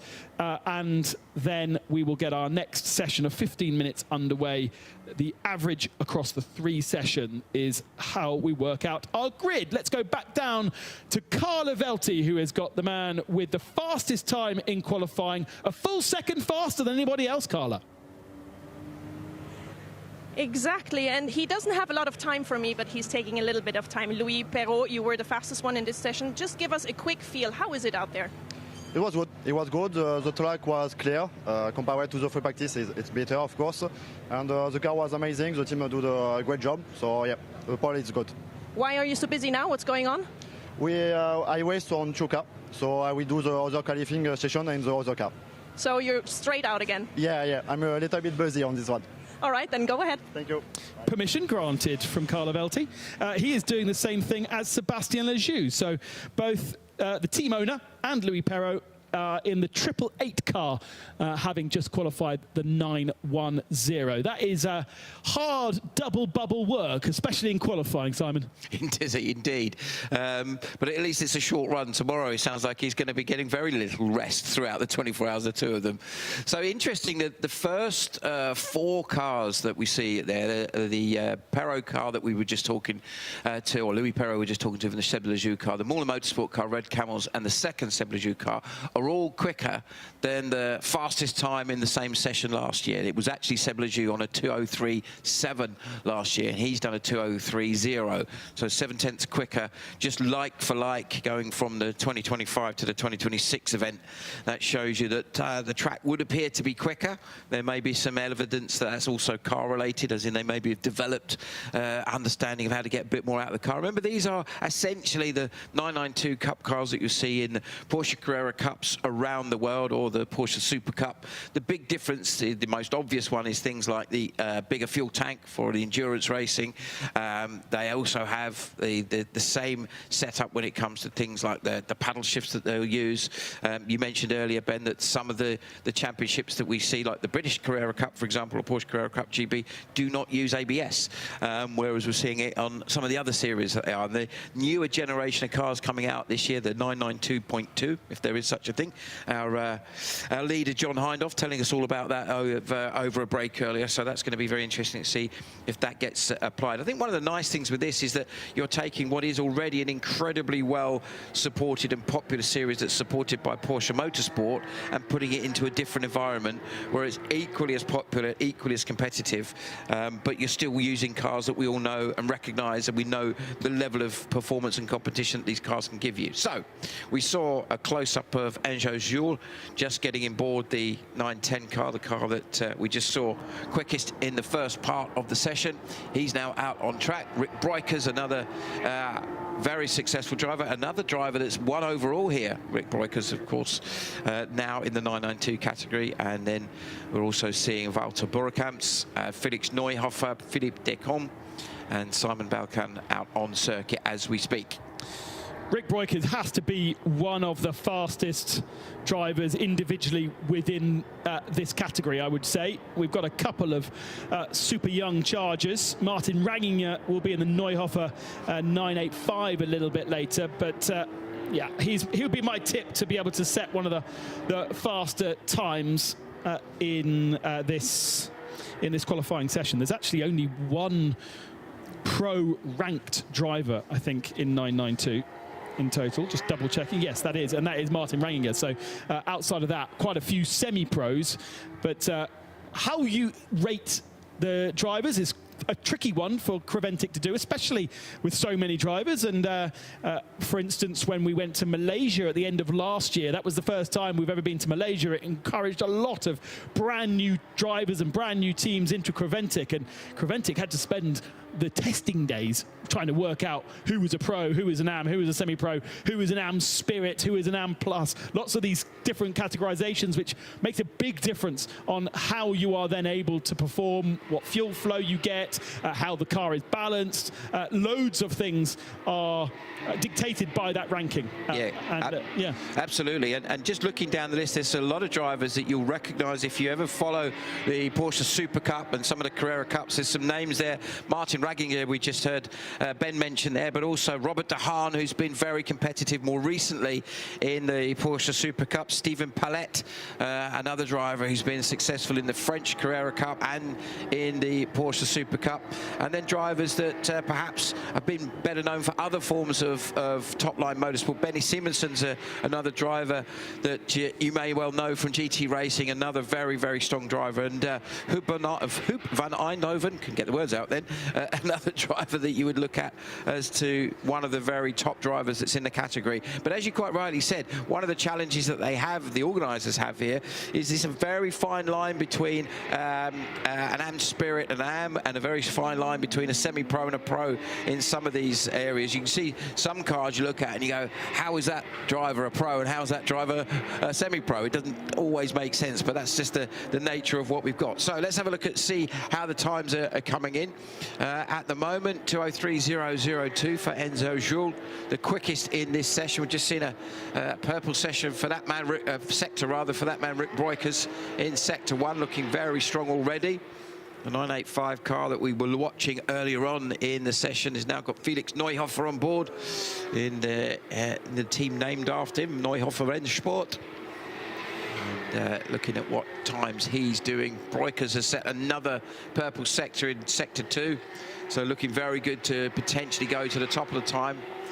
sheets, and then maybe see the Red Camels car overall be quickest. As Ben's explained earlier, of course, this is averaged across those 3 sessions. Yes, but don't forget that those purple sectors we're seeing are this individual 15-minute slot. So, of course, they're purple because there's no times to compare them against. Now there is. Now Neuhofer has his time registered, but Juliet goes fastest, and then Rick Breukers goes faster again, and that's a 2 dead 0.64, 1 full second faster than we saw Louis Perrault do in the last session. And Breukers, sorry, yes, that is correct. Breukers a good 2 seconds, over 2 seconds faster than anybody else out on circuit. Now, if I'm Rick Breukers, I go back to the pit lane and chat to Carlo Velti. Do not take anything more out of the tyre. That is a very, very strong lap. Yeah, and again, you know, we've got a bit of an issue here for the 216. That's the car that we weren't sure if it was out earlier. That's Philippe Descommes on board the Modena Motorsports car. Wonderful livery for that one as well, isn't it? Look at that sort of flame livery on that. Love that. We think it might be a front left or front right puncture, but we can't see the front tyres as yet. And actually, I say puncture, could well be suspension. It looks like it's sort of dipping down on the left front side, and it has looped around, cause or effect. Oh, it's going to hit the tyres, is it not? Oh, got away with that. That looked to me like a left front. It looked like the front had just dug in then, but that was just a very quick glimpse of it. So please don't take that as gospel by any means, but it certainly was an alarming moment. Yep, it is the left front. Look at it. Well, left front from the driver's perspective anyway. Yeah, and it has literally come off the rim by the looks of it. That could be when you set the tyre pressures, if you potentially, the tyres aren't fully into temperature, it could be that you start with a lower pressure, and that could be, and I'm just saying this is just a guess here, that you get on a curb with a slightly lower pressure and the tyre just pops a bead, and that's the net result. Could be something like that, or could have just been debris. It looks like it could be. It looks like it's more come off the rim rather than actually a puncture per se. Carlo Velti is down there with our cameraman Seb alongside him. The rim actually looks like it might have got away with it, Carla. It really does look like it, and what we see right now is an exception of the rule when it comes to the tires. Usually you have to run one tire during one qualifying session all the way through, but there is the exception if you have a puncture or a problem like this Porsche with the number 216 just had. You can come in, you can change the tire, you then have to position the tire in the front of the box towards the pit lane. The race direction will have a look if the tire actually had a problem, which I think is very visible from the naked eye, but nonetheless, that's the rules. And once it's considered as actually being a proper problem on the tire, it is okay that they did change the tire and head it out again. And then that RFID within the tire gets registered as that tire and replaces the one that has failed. That's a really good point. Thank you very much, Carla Velti down in pit lane, because we, of course, all these tires that we're seeing, we will see again every single session in qualifying. You now carry those tires into the race, and you have to use those tires in race conditions. You don't have to be the driver to use your tire. It can be given to another driver. It's not driver specific, but each of the individual 3 drivers in the individual 3 sessions have 3 sets of new tires that they must use. Nobody getting anywhere close to Rick Breukers, although Louis Perrault has got 4 tenths in this session, and that's interesting. So Louis Perrault 6 tenths faster in this session than the previous one. I wonder if that's because it's a different car, or whether that's just a bit more experience. It could be just track evolution as well. Obviously, you would expect, and I wouldn't be at all surprised to see some ridiculously fast times for the shootout later. Because it's a new set of tyres on 1 lap. Go for it. They'll probably have minimal fuel in for that as well. But also, the track just tends to get a little bit more rubber down it. It's been a fair bit of running this week. They have had some track days throughout the week, and the conditions have been fairly consistent. So the circuit is starting to rubber in, as they say, and that could be a factor. Good time there for Enzo Jules, 2:01.939. But as we said, the quickest at the moment still looks to be Louis Perrault. Can he do the double, Ben? Can he do the double? 2 cars, 2 fastest times in 2 separate cars. Right over the curb on the inside there and more. 4 wheels off, but on the inside of the circuit for Enzo Juliet on his next lap.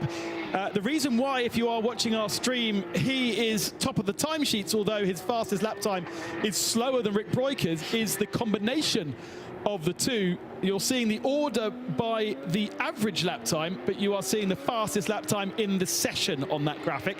So the 912 holds provisional pole, the 910 holds provisional pole thanks to an average of 201.487. And of course, you are seeing Enzo Julier's fastest lap time. Oh, you can switch it. Oh, that's cool. Okay, you are now seeing the average time, but the graphic was previously showing the lap time. So there we go. That now makes a little bit more sense with the fastest average time displayed alongside the order. So another team that's very well known to the 24/8 series, the Razun Morden Racing team. Senna van Scholen in the car at the moment in the 914, currently on a 201.594. So interesting to see how that car performs as the session unfolds with just under 5 minutes remaining of the 15 of the second part of the 3. Let's watch as Senna crosses the line this time through, see if he improves to a 1.020. So yes, an improvement for him. As we go back to Enzo Joule, quickest at the moment, as for the car, that is. Still quickest for the individual session is, I think it's still Rick.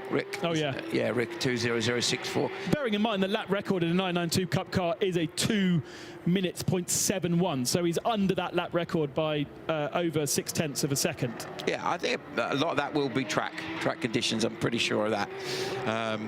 Interesting, you see, we know about the track limits. We heard Phil explaining earlier on in the GT3 session where there's certain places where the inside of the corner is the track limit that they look for. So in other words, cutting the corner a little bit too quickly, the apex of turns 2, 6 are the particular apex corners, and then the exit, which is a bit more common. I think most of us, when we hear the dreaded term track limits, it's usually when someone's gone too wide, they put all 4 wheels over or more than they're allowed to on the exit curb, and that's much more common here as well. So turns 9, 12, 15, and the most important one, 16. Again, as Phil quite clearly explained earlier on, the problem with turn 16 as the final corner on the lap is that you lose the lap you're on and the start of the following lap. So you're doubly hampered. That's the word I was looking for.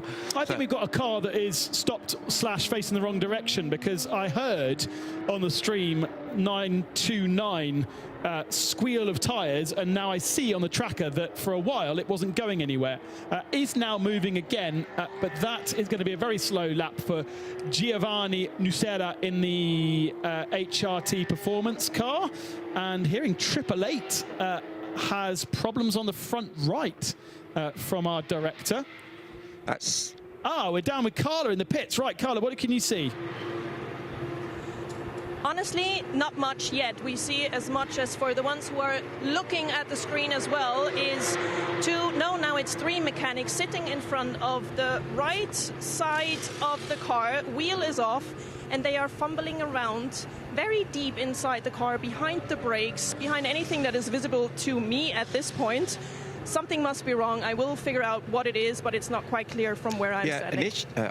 Initially, I thought maybe they were making a setup change. It could have been something like an anti-roll bar change. It wouldn't be a spring change or sorry, not a spring change, a damper change from where they are under the car. But this looks like, by the fact that there's 3 of the crew working on this at the moment, that is some kind of an issue rather than a setup change. Well, that was give it a whip and see what's loose. So I'm thinking that Louis Perrault, despite being one of the fastest drivers out on circuit, has reported that there's a vibration on the front right corner, and could they investigate? And now it's a case of the mechanics trying to see what is loose by giving it a wiggle, but suggesting that they haven't located anything yet, and it's not a disaster because that car for the moment hasn't broke. Yeah, absolutely right.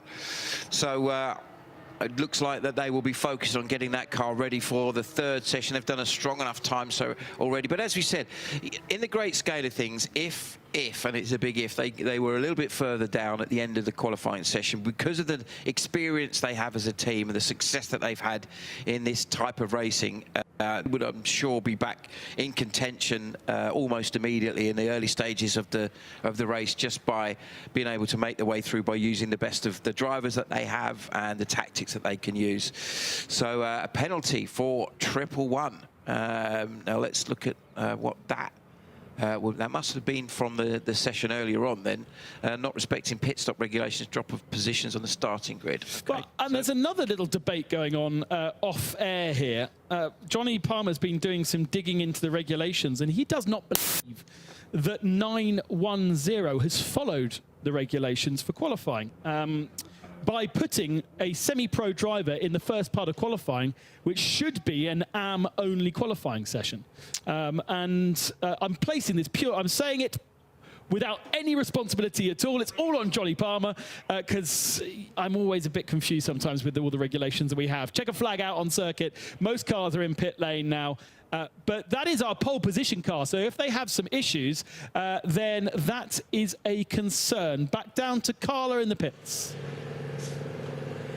I spoke to Louis Perrault, who was the driver in the Porsche with the 888 number. And what he reported during driving is that he has a weird feeling on the front right of the car, and his steering wheel was sort of stuck to the right. So it must be, or he thinks that it's probably something on the front right axle. Something must be loose. I have just been sitting down on the floor to see if I can see something, but there are just too many mechanic heads in the way. Let's see if they can fix it. They are rushed. They are yelling for tools and whatnot to get it fixed. Let's hope that they can actually find the issue in time. If I did that, I'll never get up. You and me both. Thank the Lord we have young Carla Velti in pit lane to be so nimble and get her head right in the thick of things. Yeah. They are sitting third at the moment. Seb Lejeune almost a 1-2 they're just split by the Red Camels Jordan 909 machine, which is now going to be qualified almost certainly, I would say, by younger brother, because I would have thought Evo will sit out qualifying.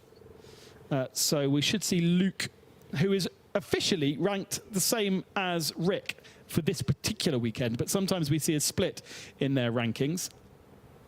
Or their categorization of driver, I should say. So Luke Breukers will be the third driver in that car. I think I saw Seb Lejeune jumping aboard at least one of them. Now, as I said, Seb's doing both cars, so he's qualified one of them already. I think he's already qualified the 888, so now he'll be qualifying the 910, which is odd, because in this last part of qualifying, unless regulations have changed, you certainly would be putting in your fastest driver. Absolutely. So this is unless we've missed something here, the mixture of the driving level, if you like, the shall we say pro/pro-am and semi-pros would normally go in later, and the AMs would always be at the beginning. But maybe there's something that's been shaken up. We'll have to look into that a little bit further. So this is the all-important session in defining the final starting order for this category. As Ben explained earlier, it is a mixture of the 992 and the 992 AM categories. At the moment, the fastest is the 910 of the Seb Lejeune Racing, which is in the main category, and second Red Camel Jordan. So no real surprises there. Seb Lejeune first and third, Muller Motorsport there as well. Now another team that we talked about, some of the drivers that are recognisable from things like Porsche Super Cup. Well, a team that's very recognisable from Porsche Super Cup is Team GP Elite. Obviously had huge success with the Porsche Super Cup in recent years, and not at all surprising to see them being very competitive here. At the moment they sit 8th, but we'll watch to see with interest how this final session will unfold, Ben. Tyres being bolted back on to the Seb Lejeune 888 car. So we do have Seb Lejeune in his second vehicle. Carla is down in the pits. What can you tell us, Carla?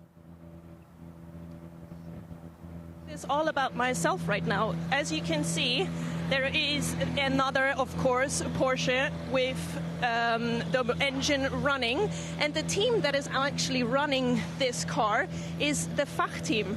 Now, the Fach team is a Swiss team, and I go a long way with them because, believe it or not, when I started my career in motorsport, they were one of the very, very first teams I was in connection with. So having another Swiss team here on the track is really exciting for me, and I can't wait to see what they're going to do with their drivers and their skills. And of course, another team that, again, go back a few years, hugely successful in Porsche Super Cup. We saw Alexander Fach, one of the drivers in the past as well. So, yeah, lots of experienced drivers, but also some very, very strong teams. Look at that wonderfully colourful pit lane that we have here in Dubai for the 21st running of the 24 hours. And again, we're waiting to go for the final part of the session, the average across the three, as with the GT3s, and a little bit later on with the GTX and TCR categories that we will see. So that gives us a much more interesting dynamic than just a single lap. We need to see that combination. But it also gives you a bit of a flavour of the performance of the car overall when you look at it in the context of the 24 hours. You know, we see it all the time where you have some, you know, you've got it here, for example, we've got some factory drivers in the GT3 cars that will be unbelievably fast. But inevitably, the nature of the racing is that you'll have that combined with some AM drivers that may be relatively inexperienced or perhaps a little bit at the end of their driving experience. So therefore, the difference between the pros and the AMs can be massive. And that average is going to be the crucial thing as we see the cars starting to come out for this final part of this session. The Fach car that Carla was talking about has come out on track. That's the driver, Robert De Haan, again, Super Cup driver, also raced in the British Carrera Cup as well. Very, very quick. When he was his first year in Porsche Super Cup, I think he was only 16, if I remember correctly, and really set that championship alight. Was so fast, lots of pole positions, few dramatic incidents, which comes with the territory of being fast and very young, but has become a very rounded driver, and look to see what he will be doing throughout the 2026 season. Now, does he not drive with a British flag usually? He does normally, yes. Yeah, so he's got, this weekend he's under his Dutch flag, which is an aside. Because I've always thought he was a Dutch driver and then always gets surprised that he's not. And in fact, actually, he is part, half-half. But he's in a full... well, it's interesting that that was flagged Swiss, because my entry list has them flagged as Dutch. And they are fully Dutch lineup. Yes, so I think it's the Tierra Outdoor Racing by Fach. I think Fach are running it on behalf of Tierra Outdoor Racing. That's probably where we get this kind of mixture of different backgrounds. If you look, there's quite a lot of teams that will be X-team run by so-and-so team. So that may be a different flag that it's running under. You know, you've got things like Pure Racing that run under the Lithuanian flag, which essentially are really more of a German team in terms of where they run and a lot of the personnel. But there's that kind of mixture that you see across this type of racing. So going to be watching with great interest to see these drivers in this one. I think Luke Breukers, Peter Meyer, Martin Ragginger, Stephen Palette. Well, watch out for Paul Meyer. Yeah. Because at the moment, you've got Paul Meyer and the Molnar Motorsport 921 in 4th position on average. But in both Seb Lejeune cars, you've got AMS. And you've got Luke Breukers in probably the car that's going to take pole position. The difference between Red Camels and Molnar is 9/10 of a second, so Meyer would need to be 9/10 of a second faster than Breukers if he wants to get the pole. I think that's a big ask for Meyer. But that's going to be your battle for qualifying honours, I think, because there's no way that Seb Lejeune or Alexander Artemiev will be anywhere close to the pace of Breukers or Meyer or De Haan. But De Haan's probably, with that Tierra Outdoor Racing car, a bit too far back. I think that's the point, isn't it? Is you look at the first session, which is intrinsically the AM session. And that's where you get the biggest difference between the quickest and the slowest drivers. Purple sector by Rob De Haan, some 4/10 quicker than the next driver at the moment, but not everybody's set really a representative. That was extremely wide coming onto the onto the back straight there. So not sure if they'll get away with that. Coming out of 9, that is one of the corners where track limits could be a factor for Bonninghausen. These guys have been better, though. I mean, I know you've got the notifications coming up in front of you, but it doesn't feel as though we've had as many laps deleted as we saw in GT3 earlier on. And all right, it's less busy. There's half the amount of cars on circuit, but it does feel as though in general they've been quite well behaved. Yeah, definitely. Certainly up until now, that's probably jinxed it now we've said that, Ben. We have a flurry of track limits now that will come in. But certainly haven't seen so many notifications. De Haan purple in both sectors now, 47.278. Absolutely flying. He's around about on I'm reckoning here, take a guess at about 5 or 6 tenths quicker than Bonninghausen in the 914 that we're looking, and the Razzoon More Than Racing car. This very easily identifiable orange and white car. Crossing to 12.1469. Watched with interest to see what De Haan can do. I reckon he'll be in the 2.0s when he gets the lap in, assuming he doesn't get any track limits issues. 2.0.463. So that is right up there in terms of one of the very quickest times that we've seen so far. 2.0.064 is the quickest that we've seen from Luc Breukers so far. Waiting to see what Paul Meyer can do. Not a starring lap for his first lap, but these drivers will be going again, and in theory will just have a slightly better performance on that second lap on the tyre. On average, Breukers has the pole. Meyer now gets a lap time in, and the average is 4 tenths of a second between Red Camel and Mullner. But Breukers did a 2.01.8 and Meyer did a 2.01.1. I think Meyer could get into the 2.00s, and if he can, then that might put Mullner onto the front of the grid. Stephen Palette yet to set a lap time. We've got Christopher Jockling out there as well.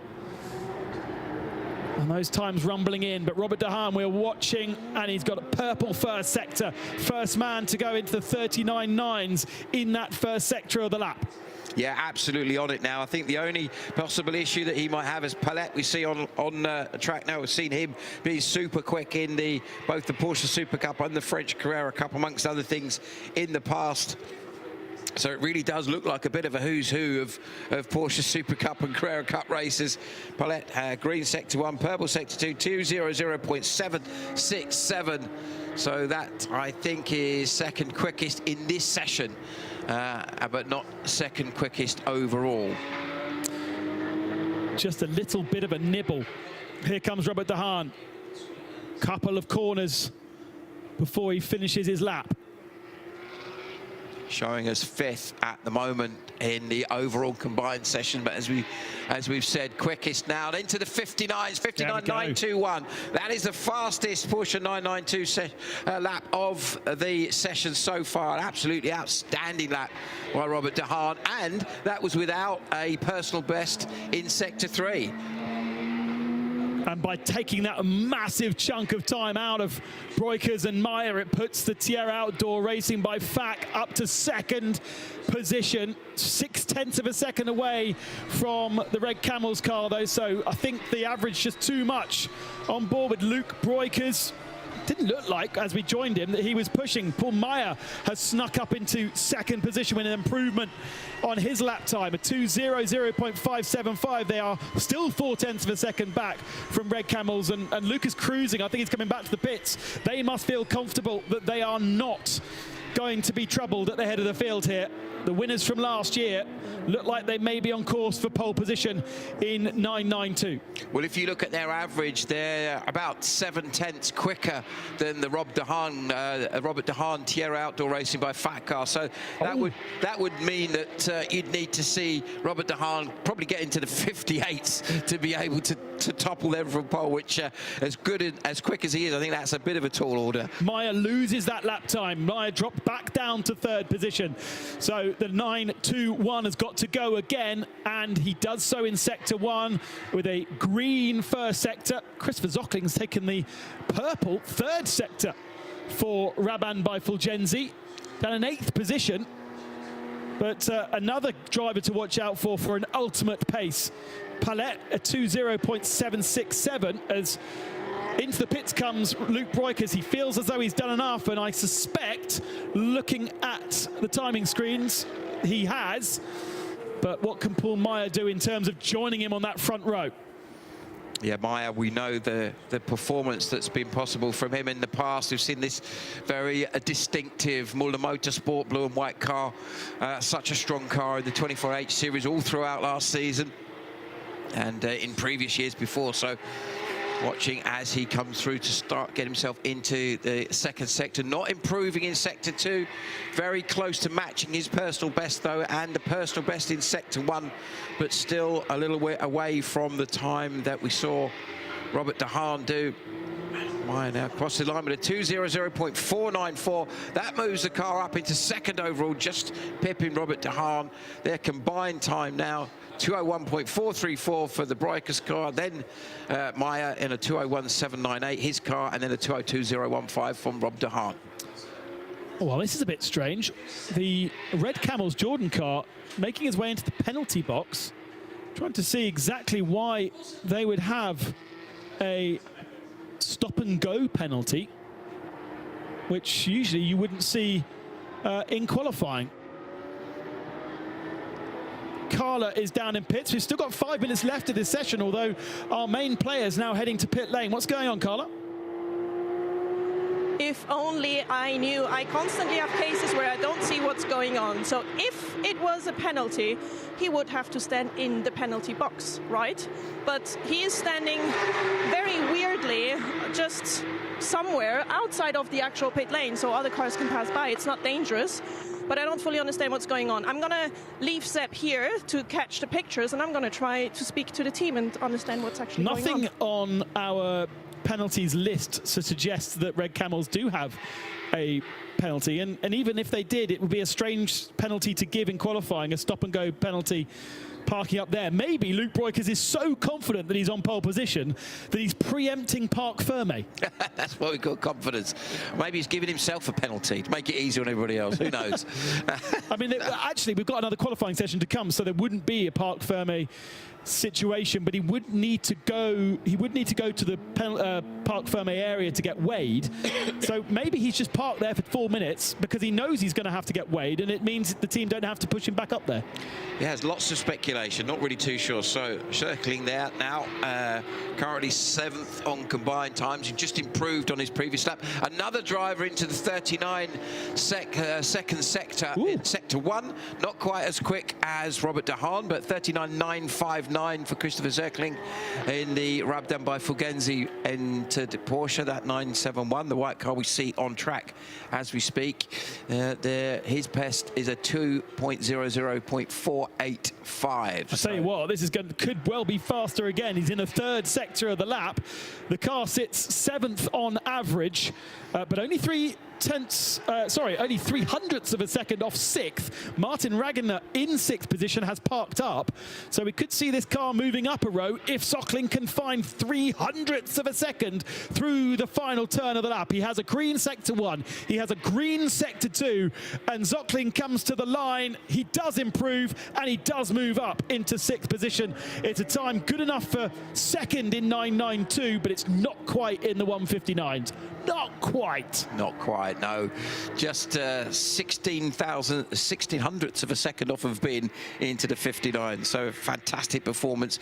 Another driver. Let's have a look. 971 Rabden Fulgenzi not respecting pit stop regulations. Warning. That's all right. Warning's fine. We don't mind a warning, do we? Don't worry about that. A yellow card there.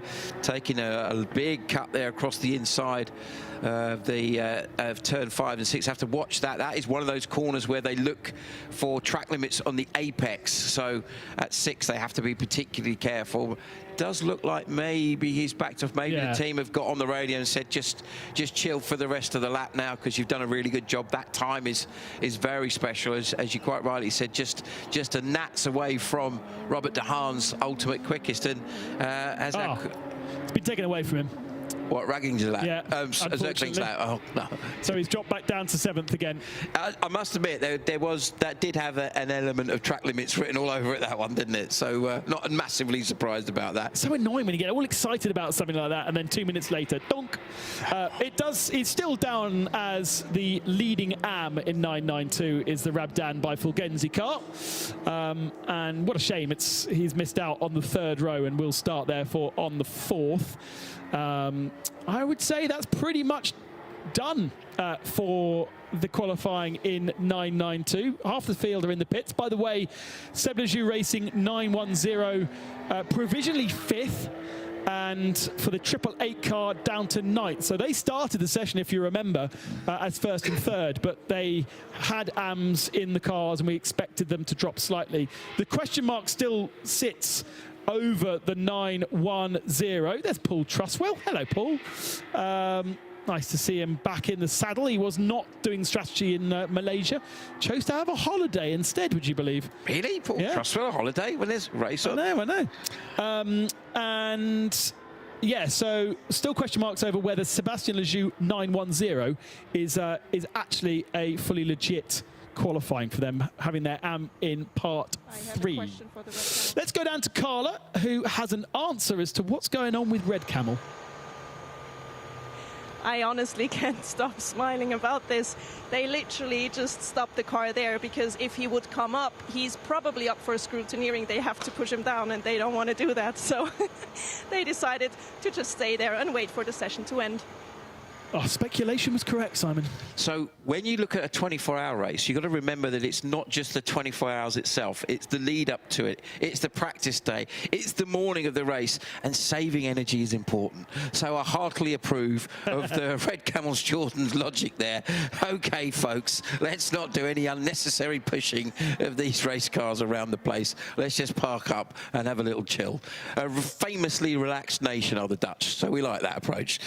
The top 5 in 992 category will need to go to scrutineering, 4 of which will need to be pushed there, and 1 will unfortunately, or 1 is already there. So qualifying 1 for the rest of our categories, that's TCE, GT4 and GTX, will start in 6.5 minutes time. So plenty of time for Carla to chat to some of our leading contenders down there once they get out the cars. You're not going to get a chance to talk to Luke Breukers because he's on the other end of pit lane. But we can jump down there once she's found a target. But before so, let's run through where our 992 category cars have qualified. Red Camels on pole then. In the end, 0.3 of a second ahead of Mulner Motorsport with Thiers. Outdoor Racing by FAC in 3rd position with their all Dutch lineup. Razoon More Than Racing in 4th spot, and then the first of the Seb Lejeune cars. Now that's the one that Seb Lejeune himself qualified in the 3rd part of qualifying. We're not sure whether that's legal or not. In 6th position, Neuhofer Rennsport. Then you have the Rabdan by Fulgenzi. Then Red Ant Racing, so that we're into the AM category cars now with Seb Lejeune Racing 888 in 3rd spot. Team GPT Elite, Modena Motorsports, the 4 HRT Performance cars, 12th, 13th, 14th, 15th, and Crubile Sport with Sebastian Crubile qualifying the car for the last part of qualifying down in 16th position, a field split of 5.8 seconds, but that's across 3 separate lap averages. So not too bad at all, and a relatively trouble-free qualifying as well. Not too many issues. A couple of spins, a little bit of a wobbly front wheel at one point, and happy days. Yeah, still question marks over exactly what was going on with that Seb Lejeune car, but it was still fast in the final part of qualifying.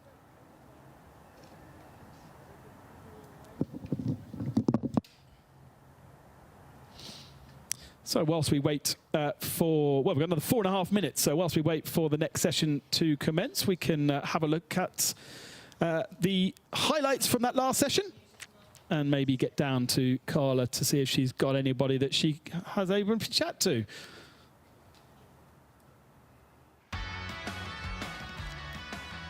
So the highlights then from the second part, from the second qualifying group 3 qualifying sessions, and the first part was interrupted by a small red flag.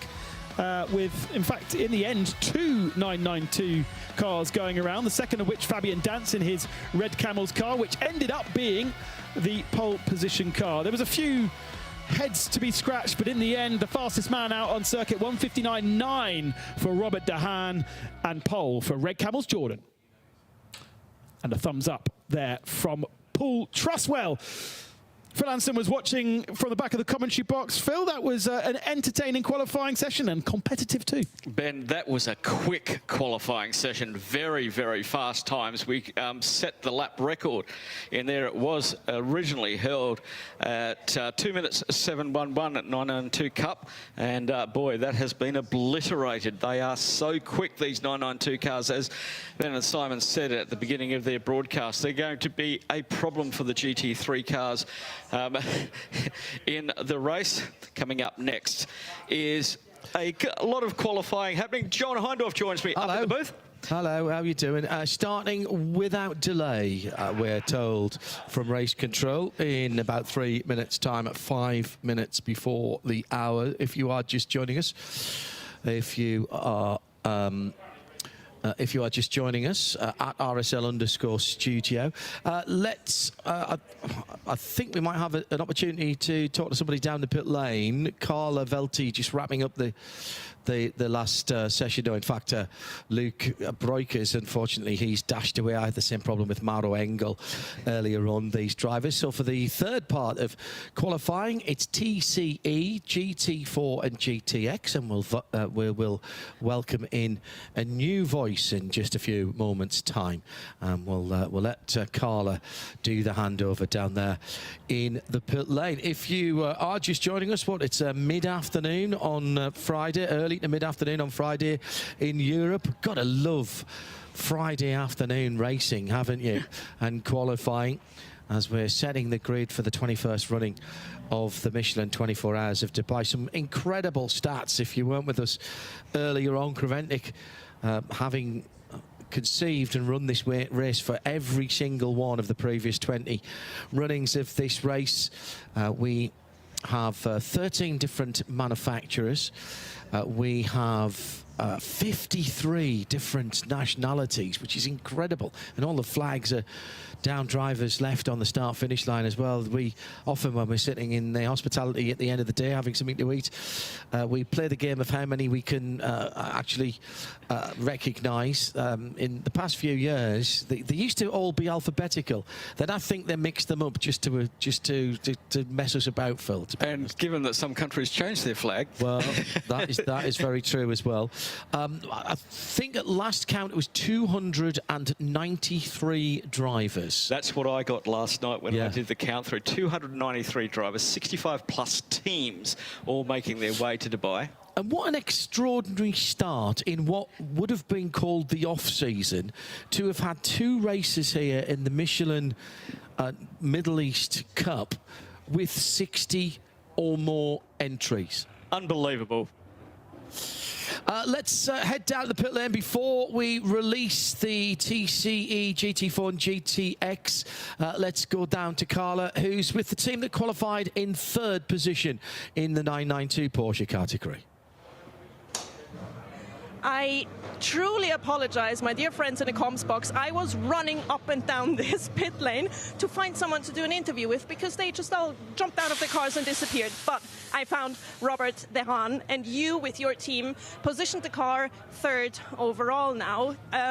How does it feel? You feeling good about all of that?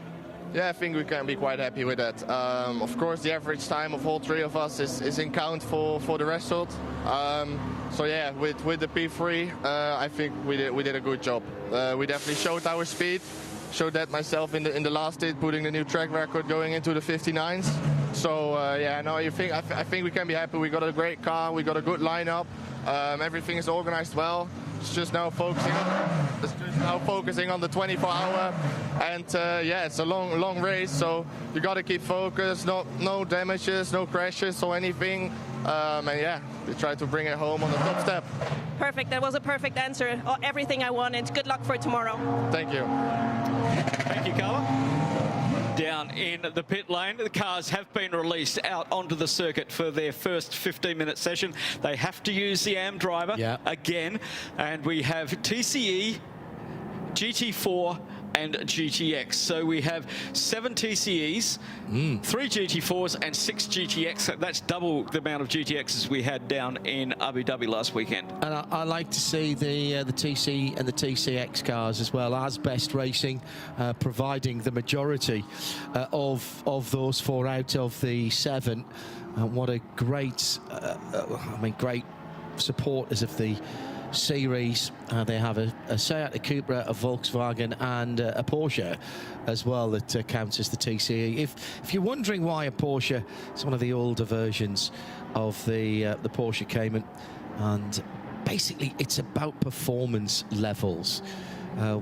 Creventic in the Michelin 24-hour series are very, very keen indeed in getting cars that can race together out on the track, and it's almost a case of what have you got, bring it, we'll find somewhere for you to race it and somebody to race with you. And I've always applauded that, and that's why we have this Rossa Racing Rossa in GTX, the blue and white car, which is Evgeny Kiriev driving the 797 at the moment, going through turn 14 through the speedball area and coming back on.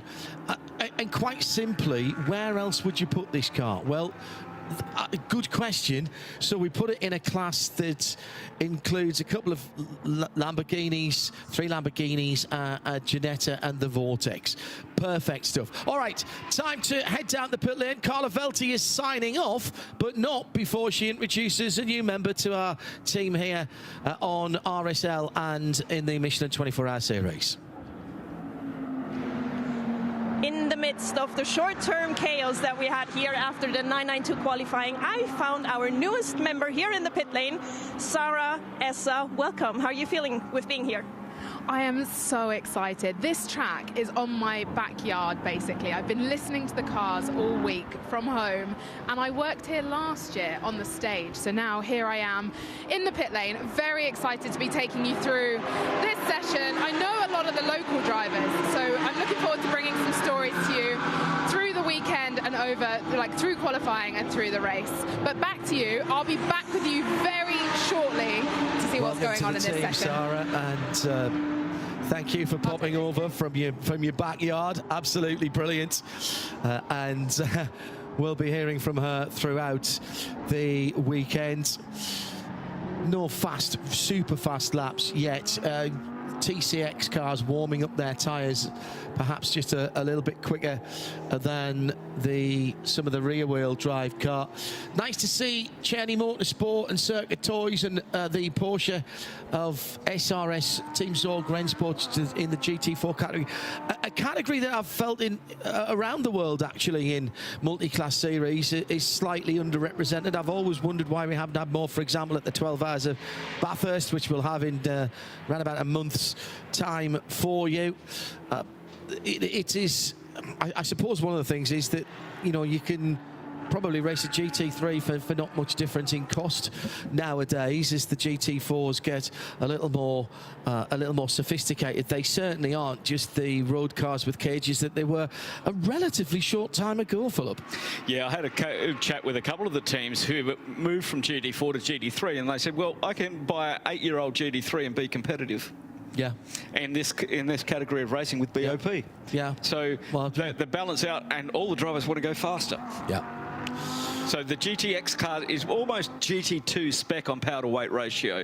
So it's very, very close. These are quick cars as well. We'll see them down in the low 2, maybe 2-minute mark, getting very close to the 992s, which they intermix with occasionally as well. And a great grid of them here. And so the Rosso, once again, it was launched here last year. That's right. And it's back again. Amna Al-Khabaisi will be at the wheel of that. Her dad is a multiple winner here. Yeah. Also been at the podium, on the podium of the 24-hour Le Mans.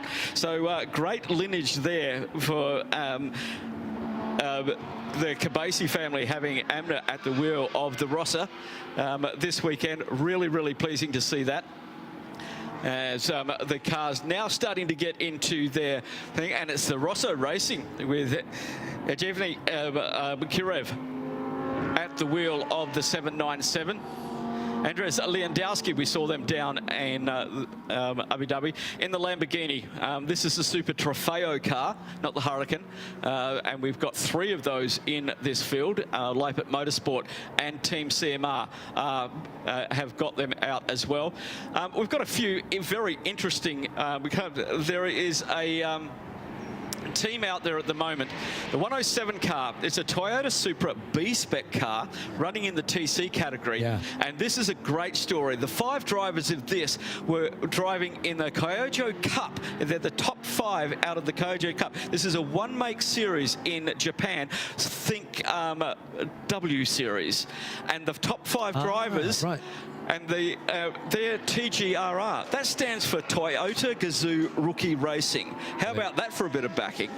And the top 5 drivers got a trip to Dubai and are racing this weekend. That sort of echoes the past, doesn't it? When the GT Academy came here with Nissan, and funny enough, we bumped into Jan Mardenborough, the 3rd-year winner of GT Academy, on the grid last week. In fact, he's here with Dragon this weekend. He was driving a car earlier in this week. That's TGRR, the Japanese car. Ryo Shimono, Miki Onega, Amy Saito, Kokoro Sato, and Rami Sasaki. And I mean, brilliant to see that is going. And the perfect opportunity to come and get some really good competitive experience in a pretty controlled environment. You're not the fastest car out there, but you're probably not quite the slowest either in a full 24-hour race. And, you know, the stories that are up and down this pit lane, whether it is at the sharp end of the field in the super pro teams that are there and the super pro drivers who are racing for the 3-round cup here, and for the overall victory, or the guys like, you know, I was speaking to down at Circuit Toys earlier on, where this is their biggest race of the year. This is their Le Mans, this is their Daytona 24 hours, this is their Indy 500, and they're here. Some of them know each other, some of them don't.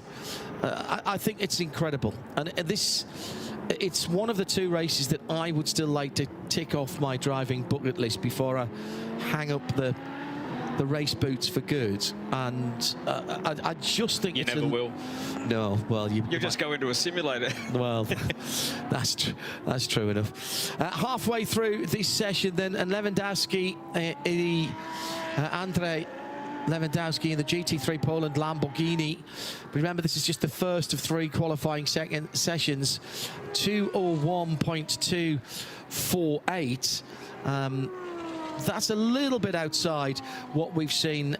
Brendan Leach hit the lap record here last year in the race with Super Trofeo Evo 2 Lamborghini with a 2 minutes and half a second. So we've got a little bit of time to go there. Conditions pretty good though at the moment, Phil. That wind has dropped just a little bit. Yeah.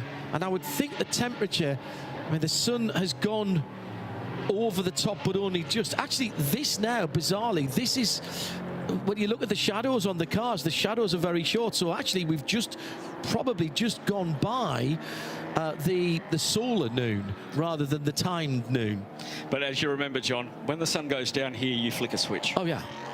Now, a couple of things. It doesn't sink gently. It throws itself into the horizon, doesn't it? One thing that you may notice around here, the entire track now has digipanels. Yeah. When we had the red flag in, I was standing out in the balcony just in front of the commentary booth, and when we had the red flag in the 992 category, I could see all the red lights flashing around here. And on that sunset, it used to be really hard, especially coming into turn 13 and coming out of turn 10. With the sun in your eyes, you can't tell a flag colour, whether it's a blue or it's a yellow, you're not sure. But now the entire circuit, which they've spent a lot of money on this place, and they have now got digipanels on. They've got digital signage on the start-finish gantry as well. So big steps forward for the Dubai Autodrome at the 21st time they've hosted this event.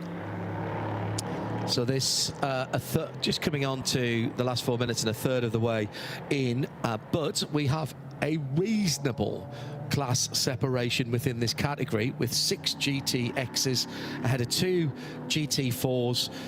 Then the top of the TCE and TCX category, the Circuit Toys Toyota, just sitting pretty much bang in the middle of the TCE.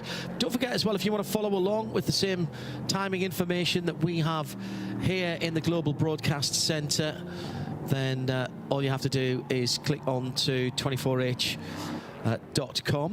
and 24h series, excuse me, .com, and follow the prompts, or you could go to timeservice.nl as well and have a look on there. And the track is on there, all the penalty pages are on there.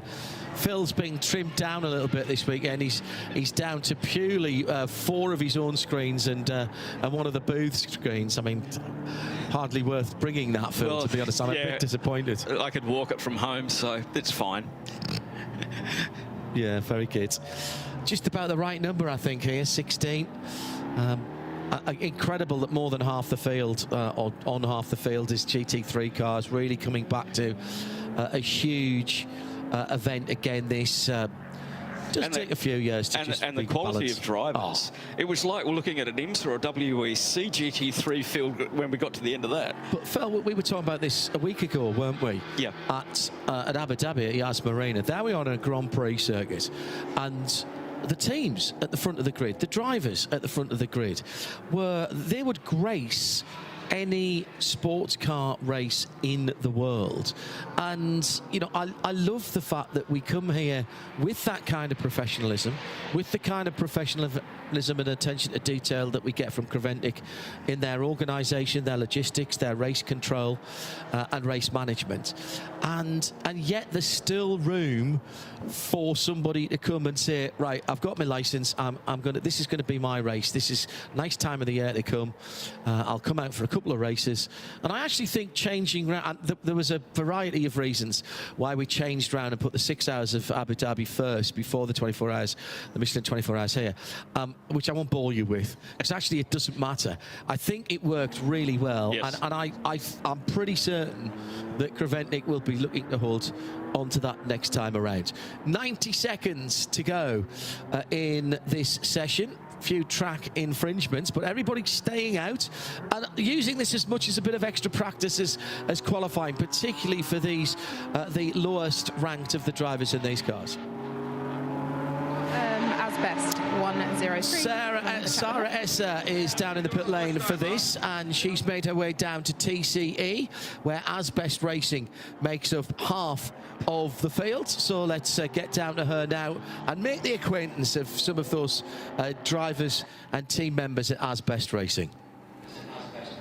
Yes, I'm down here with 103 As Best Racing. It is a story of father and son. Nadir Zahur has done 18 years around this track out of the 21 years of it running. And he's brought son in, Karim. Karim, I actually know you through e-racing. How do you feel about being out on track? What sort of training have you been doing? I mean, of course, coming from karting and ECM, it's my first endurance race. So there's some pressure, but it's all for the fun. I mean, starting the TCR category and hopefully building up from there. And James, you haven't got long to go, so we'll catch you really, really quickly. Any words of advice for Karim's first time out? I'm hoping to receive words of advice, honestly. It's a baptism of fire for me. It's my first 24-hour, and I've grown up racing rear-wheel drive, and now I'm racing front-wheel drive. So it's like I'm learning physics all over again. But super excited. It's really a big honor to be here with father and son, and I'm hoping not to let the side down. Well, we'll let you go so you can get ready. Nadir, a couple more questions for you. Do you want to? You can run off if you want. You go get ready. Jump in, Karim, so we can both see you together. What does it mean for you? You're citizens of this country. This is the local track. To be able to come out as a father-son duo here at the Dubai 24 Hours. Yeah, it means a lot to me. I've been working this for the past few years. I mean, he's self-trained. He did very well before, and this is the first time he's sharing the 24 hours with me. And hopefully we can get a podium by end of the day after tomorrow. Well, I hope so too. Well, good luck. I'll be looking out in qualifying. Good luck, Karim. Really excited to see you through the weekend. Sarah Esser with us for the first time this weekend in the pit lane, and a couple of names and faces there that you know very well, Philip. No, well, I raced, my last race, official race, was in 2009 at the Yas Marina Circuit supporting GT1 in the UAE Touring Car Series. And Nadir was a TCR racer back then, so I've done many years racing up against him and him banging my doors as he was lapping me. I was only a Clio Cup car, but great to see him and his son here this weekend supporting local motorsport. Yeah, and that, we've seen that grow, haven't we, down through the years in terms of the local interest, the local entrance, and even the marshals as well. The motorsport culture, which there was no motorsport culture here 2-3 decades ago across the Emirates. Remind ourselves that, I mean, when was... This circuit was only built 24. Yeah. 24. It opened in 24. Had its first race, big race in 25. We had a kart track down at Jebel Ali where young Ed Jones did all of his training before he went off and became an IndyCar driver. But yeah, this was the first circuit. Yes, was that we now have 7 karting circuits in the region. Oh, tell me about it, because Joe Bradley and Nick Damon, who are normally integral parts of our broadcast, are so tied up in doing that. In fact, there's a big race here at Dubai just behind us this weekend, and Joe and Nick have been across here for most of the winter, blasting backwards and forwards to take on the live TV and the streaming rights there. We've come to the end of that first session then, and it is 6 GTX cars that top the times. Lamborghini from GT3 Poland, then the Rossa racing car, the number 797, that one-off this weekend. Then 2 more Lamborghinis for Leipert Motorsport. John Yount, who's done a bit of racing in the States in his time as well, just ahead of Team CMR's Lamborghini for Rodrigue Gillian. Then Andrew Bentley, nice return to racing for Andrew in the Ginetta, the GT2, effectively the GT2 Ginetta running in GTX here, the widened, changed aerodynamics on that car. And if must get a chance, actually, when I'm down in the pit lane, one of the things I want to show you apart just from the bodywork on that car is the offset on the rear wheel and how much the dish there is on the rear wheel. It's a real throwback, but it looks absolutely brilliant. And then in 6th place is the Vortex, Lionel Amarouche, integral part of that programme. Czerny ahead of SRS team Rennsport in terms of the GT4s, then the first of the TCE, and it is Amy Saito's Toyota that's ahead of that by round about a 1/10 of a second from SRS team Zorg Rennsport, then the other GT4 car, the Circuit Toys Toyota. Watch that one go through, the bright yellow car, 444. Then the Cupra from Asbest is the 102, the Porsche from Asbest is the 111. Then KCMG, great to see them back. And Paul Ip did the first part of that. There's a name to conjure with as well from motorsport in the past. Thomas Alpig and Ahmed Al-Melahi in the Seat and Volkswagen TCE cars, respectively, 101, 103 for Asbest. But that is not it. If you are just joining us, remember, we've got another 2 sessions, absolute packed in the paddock and laid out extremely neatly with the logistical support, and I suspect a slide rule and a protractor as well for how those trucks have been parked at the weekend. An amazing piece of logistics to get everybody up the road in effectively 2 days, because there was cars on the track here on Tuesday. In fact, there was cars on the track here on Monday. Yeah, well, luckily, when we talked to Peter down there, they weren't running the track days on Monday and Tuesday, when they only came in on Wednesday. So that gave them time to set up. Our broadcast team from 0221 had an immense job to get everything packed up from down there and then up here. So brilliant stuff. It's a great start of the season. I've just seen on our screen, and now it's confirmed on the main feed, the final results of GT3 class qualifying is under investigation by the stewards. So let's not lock in that top 10 just yet. Is it something that will affect that top 10, or is it outside of the top 10? no further information than that at the moment. Phil, keep an eye on the penalty screen. One thing that we know, and thank you to Jaron and the rest of Race Direction, is that they provide us with a steady stream of information. We've got a green light about 6 seconds ago, and already cars streaming down through 4, 5, 6 and 7. That serpentine run on the really tricky and really important first sector. One thing I did find out, we were asking, it was Sarah, I think, who asked me the question about this, if anybody had to change tyres because they were flat spotted. Yes, that can happen. Because you've got to use these quality tyres in the race. That can happen if there's a safety issue. And the other question that was asked, which was also a brilliant question, and we've referred this to the powers that be, and they came back to me just as I was coming out of the pit lane at the end of GT3. If there is a red flag and you want to, you can put on another set of new tyres. I suspect that might happen in the shootout, Phil. If you were on a quickie, you've taken the best out your tyres, you'd have another go. Those tyres, however, both of those sets of tyres that you then use then have to be used in the race. So it is a tactical decision from you. Is a place higher up the top 10 more important to you than not burning another set of tyres that you're going to have to use in the race? And in particularly in those conditions, it's an out, a fast lap and back in again. You are going to be leaning on them pretty hard pretty early. And as we saw down in Yas, the warm-up is so particular. We had a lot of spins as people were getting towards the end of the lap. Turn 14 under the hotel.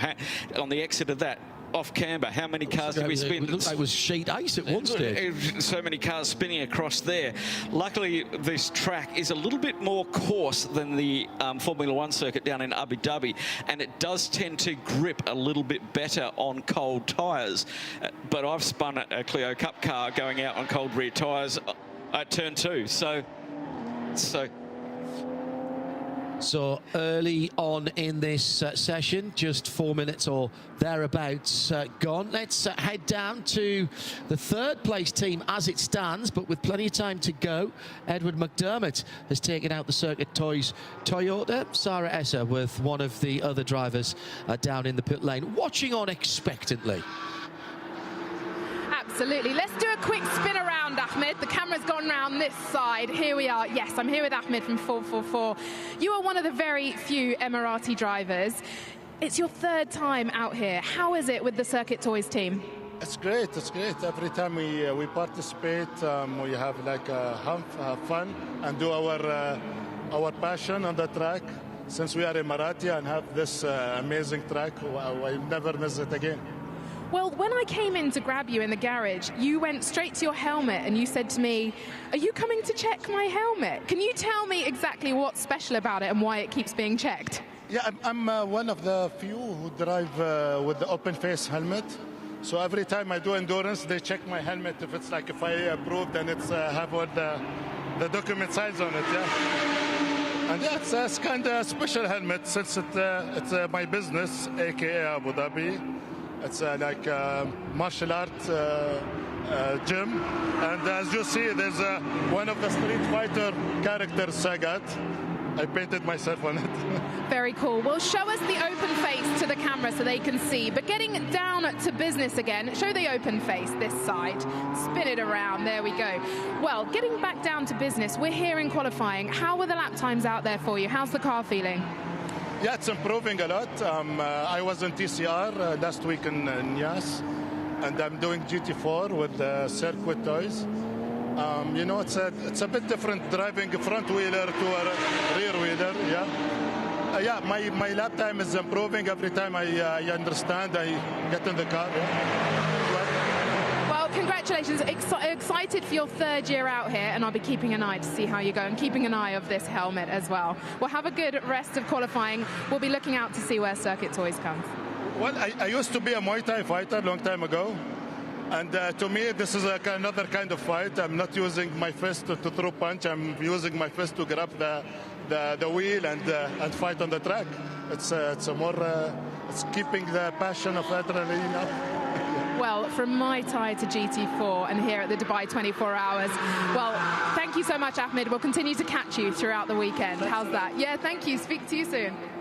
Sarah Ezza down in the pit lane with some of the local stories that we're picking up. Circuit Toys up to the lead, actually, courtesy of Edward McDermott in GT4, ahead of Cherny Motorsport and SRS Team Rainsport. As far as the GTX is concerned, it's Lamborghini Rossa, Lamborghini Vortex in the top 4, but we're starting to get some of the quicker drivers in the other cars.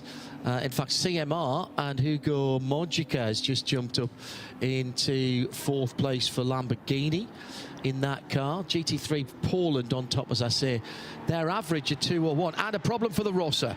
The Rossa is off at the side of the circuit at the last corner, I think, Phil, just on the run down between 15 and 16. Yes, indeed. Drivers left. And can't see anything from that. It's in a dangerous position because it's where if you run wide out of 15, you're going to go over that area. And we'll just see what race control can do about it. There was flames coming from the exhaust for a while, but that, I think, was just extra fuel.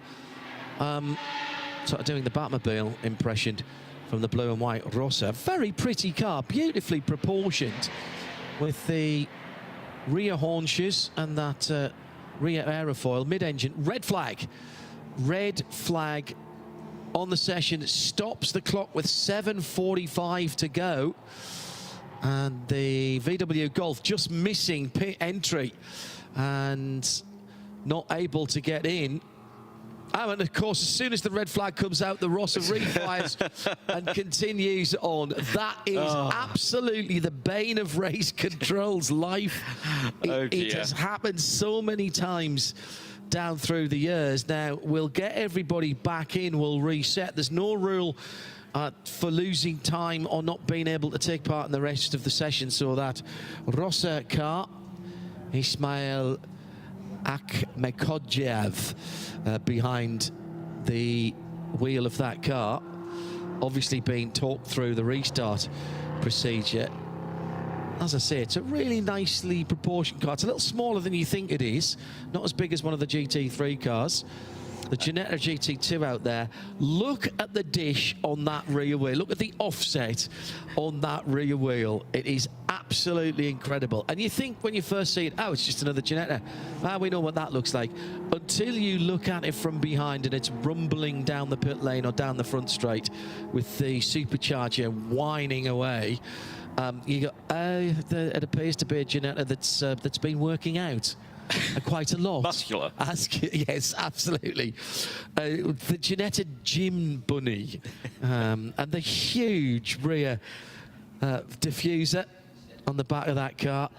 It looks like, I mean, it does look like something that you'd, I want that on the slot car track. Look at the grip you're going to get from that widened track. There's a new front end on that car which presents a smaller frontal area moving forward. A lot of work being done on this car by Yorkshire's finest at Ginetta. 4 cars sold into the GT2 European Championship for this year, and this car being here and at Dubai last week, part of a plan to get more miles or kilometres, that's all measured in nowadays, on the engine, the gearbox, the running gear, etc, etc. And it's important. And they've actually said, they said it was last weekend, didn't they, Phil? If it fails, we don't mind, because we want to see, we want to try and break things and see what they like to fix, and then look, take it back to the factory and make sure that we know why things have failed, and our customers benefit from us doing the testing. And testing it in real-world situations where your customers are going to take it is the ultimate for any car, especially a race car. You know, you can test on as many tracks as you want at Paul Ricard and wherever, where there's no racing going on. But when you're banging wheel arches, as with this one, when you're banging wheel arches and with GT3s and everything else, it is a real test, and I give them credit for what they're doing. Right, well, there's some concerned faces down at Rossa after the car stopped. This is the number 797 car, which sits at the moment in 4th place with the times that it has. We've had just the 1 lap below the 2-minute mark, and that was Jack Mitchell in the Team CMR Ginetta, 1:59.5. Sarah is at that bit. Any word? I can see Roman Rusinov talking to some of his teammates down there, Sarah. Any word, any thought of what's going on there? Or they're as baffled as we are? He did spin out, but I think everything is okay. They have said it's all looking okay, but I do have here 3-time Dubai 24-hour winner Khalid Al-Khabaisi. Of course, Amna is running in this car this weekend, and they're here for a really quick chat. Khalid, it's wonderful to see you down here. I saw Amna at the parade, and she said perhaps you weren't going to pop down and that she's got it all handled. It's great to see you. How is it being back here on the other side? It's interesting, you know, first of all, thank you for interviewing us.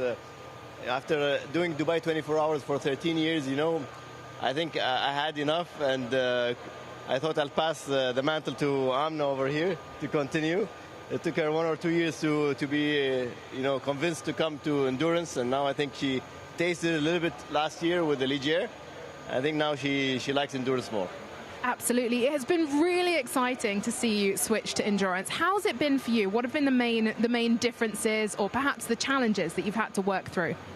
Honestly, I've enjoyed it more than I was used to in Formula's single-seaters. So making this jump here, it's more fun, more track time, more competition, and you have a lot of new things to experience, and I just enjoyed it way more than I used to in single-seaters.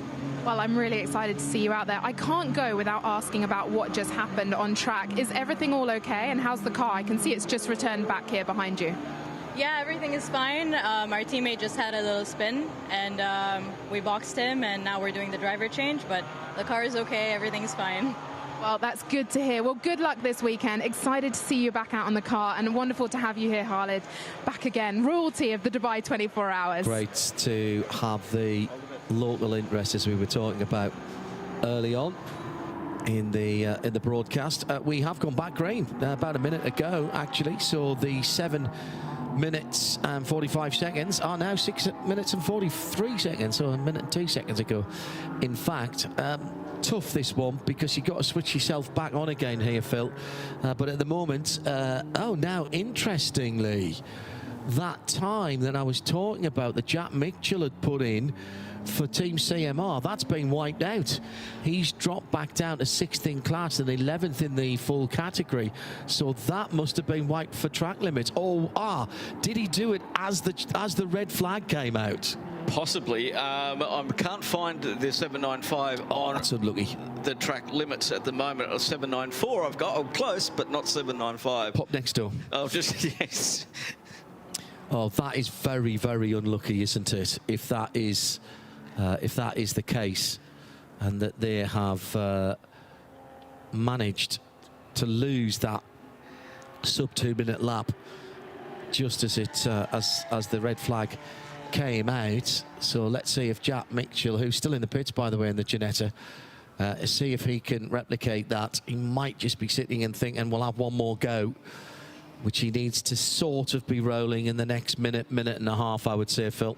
Yeah, 2 minute lap, 5.5 to go on the circuit. At the moment, most of the cars are on the out lap. The GT3 Poland Lamborghini currently leading the way. There's 763 in the pits.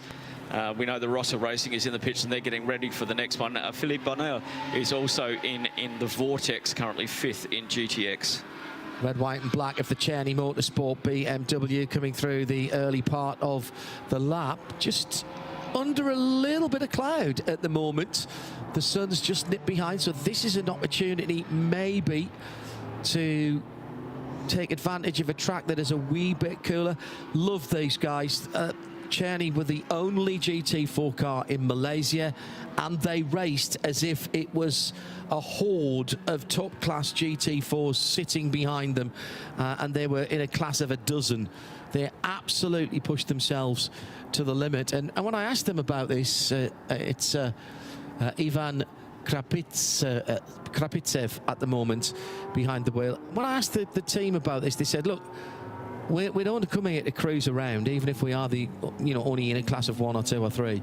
We've got to get ready for when there is a full field, and they are absolutely expecting that. Two big black lines of Michelin rubber being laid down by Ifan there as he came out of turn number 10, was that into 11? Yeah.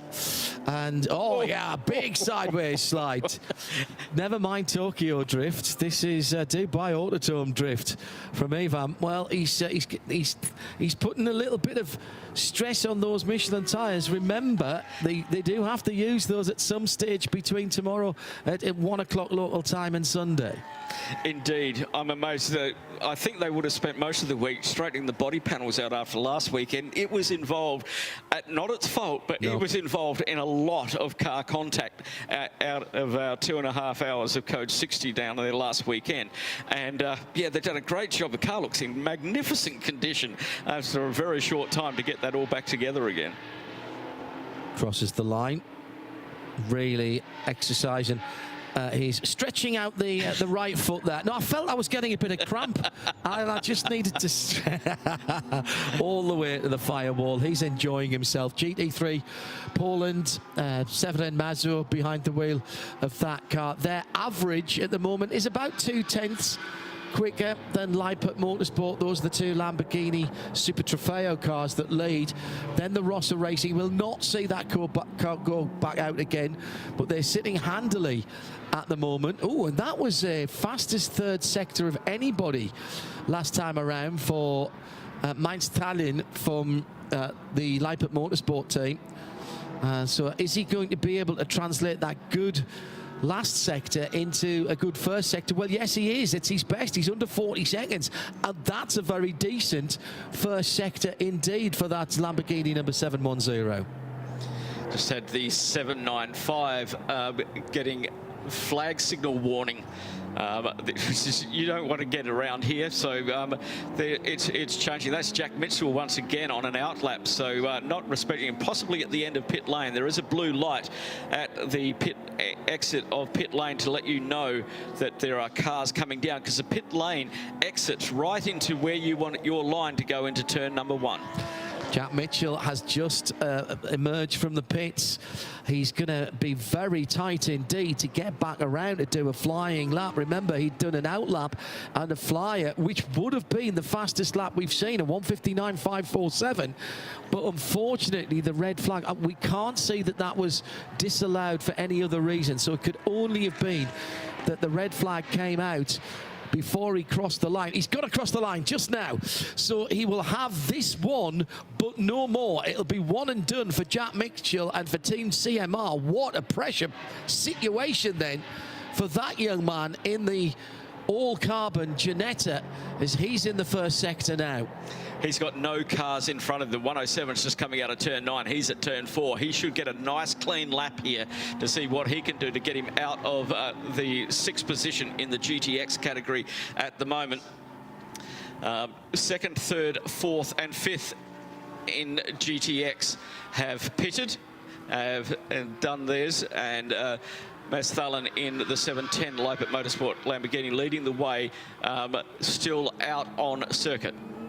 Now we have a fastest overall sector for Jack Mitchell onto the middle straight, as I always call it here. It's not really a back straight. 39.775. This is going to be a stonking lap if young Mitchell can get this turned in at the end of the back straight. The front end of the Ginetta dives as he hits the brake pedal. He's laying some Michelin rubber down from the, that must still be the slowest corner of the circuit, and accelerates uphill, much more uphill than you really think it is here, towards the tricky turn 12 where the camber changes in the middle of the corner. Very careful on the throttle pedal here, and now beginning the charge downhill for the Phil, down through the kink and down into that big parabolica at turn 14. Yeah, hard on the brakes here. The quick line is take an early apex, run up the hill, turn back down again, and get on the power early to get out of turn 14 up to 15. Short shift there, 3rd to 4th, and then run down. Later, as you want to break down here, about the 50, down 2 gears. Watch your track limits on the exit. It can kill your lap. It'll get, he's looking good. Track limits are not going to be an issue here. Wow. He goes down at 59.566, almost exactly what he had before it was disallowed, and that takes him to be the fastest driver of any of the sessions.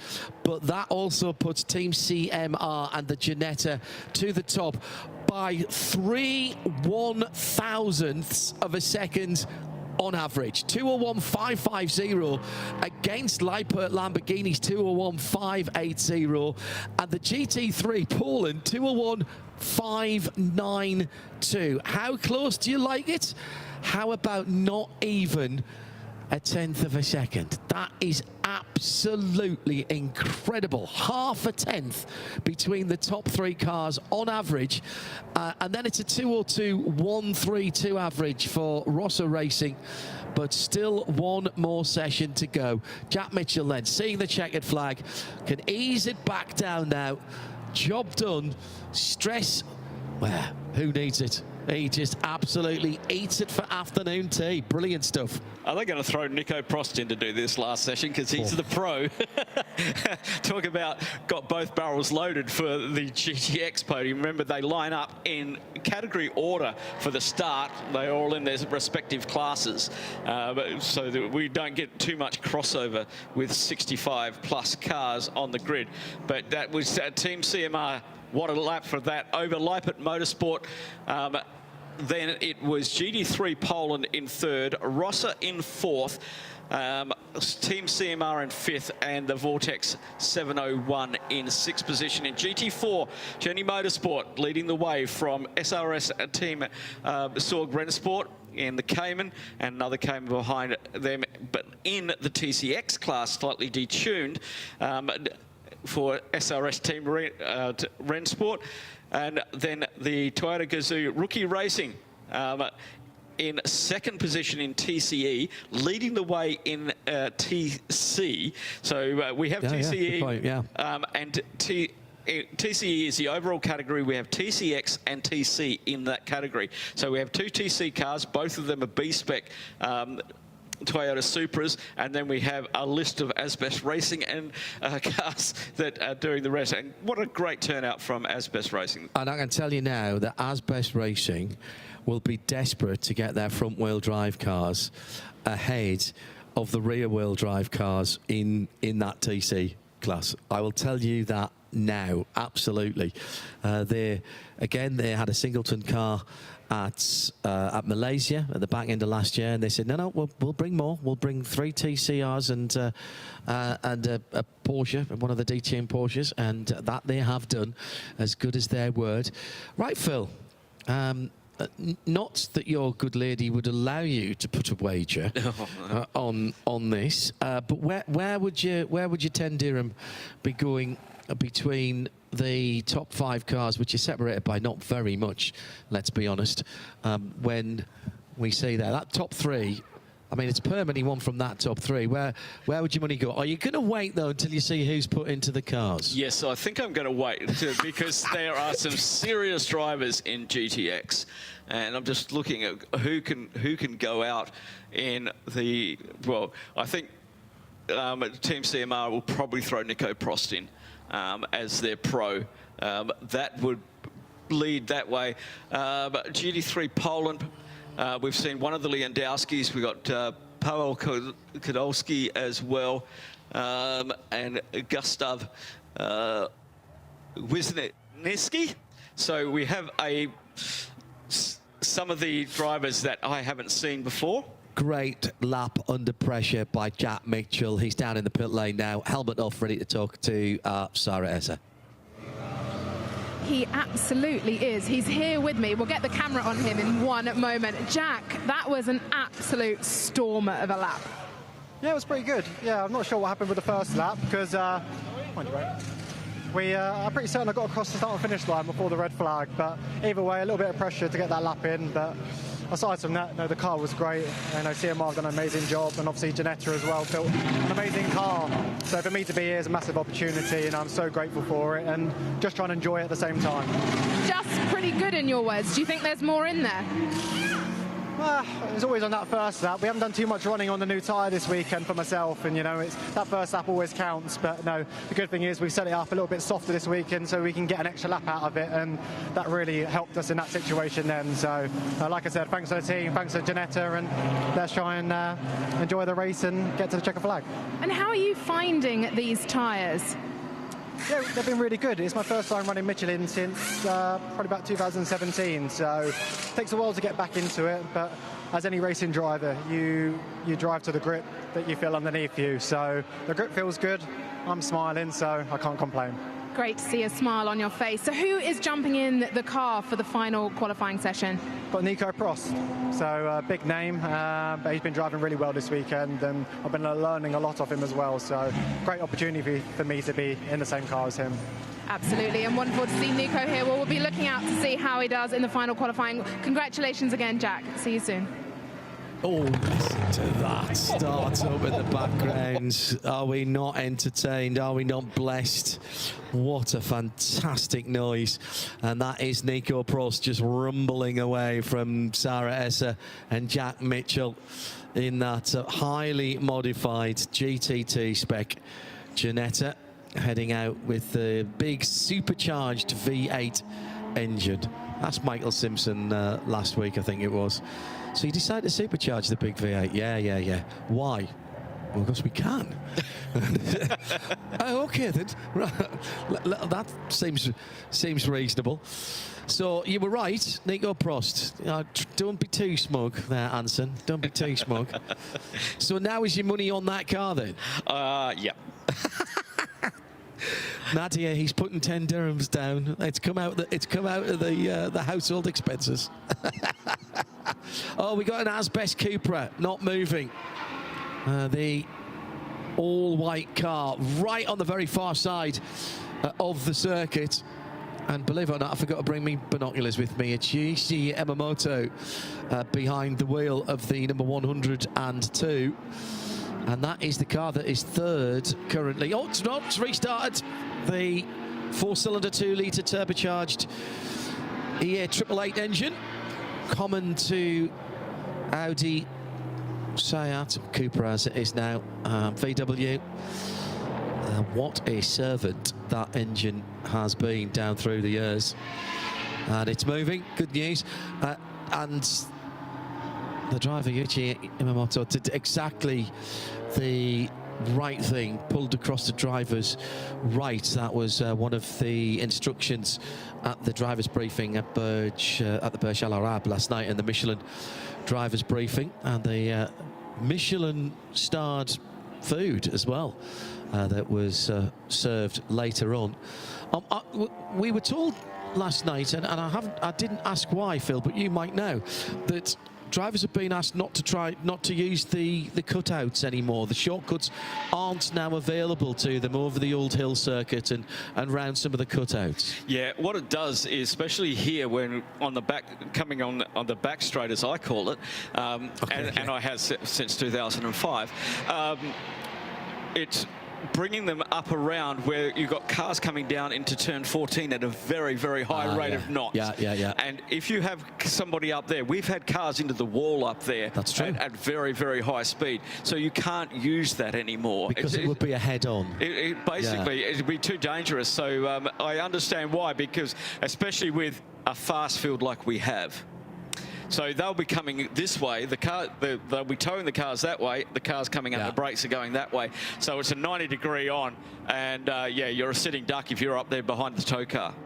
202.433 across the line there for one of the first of the cars through a flying lap. And we could go to Sarah before we start getting interested in the last 5 minutes or so and pick up some more news from the pit lane. Where are you, Sarah?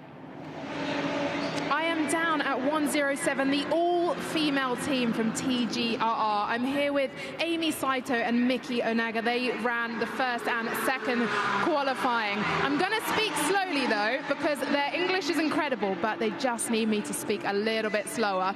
So how is it being here in Dubai? It's wonderful to have you here. How are you finding the circuit first time out? So happy, so exciting, nice. And how's the car been? Huge opportunity to be here. I'm very excited. And you're the only all-female team here. Can you tell us what that means to you?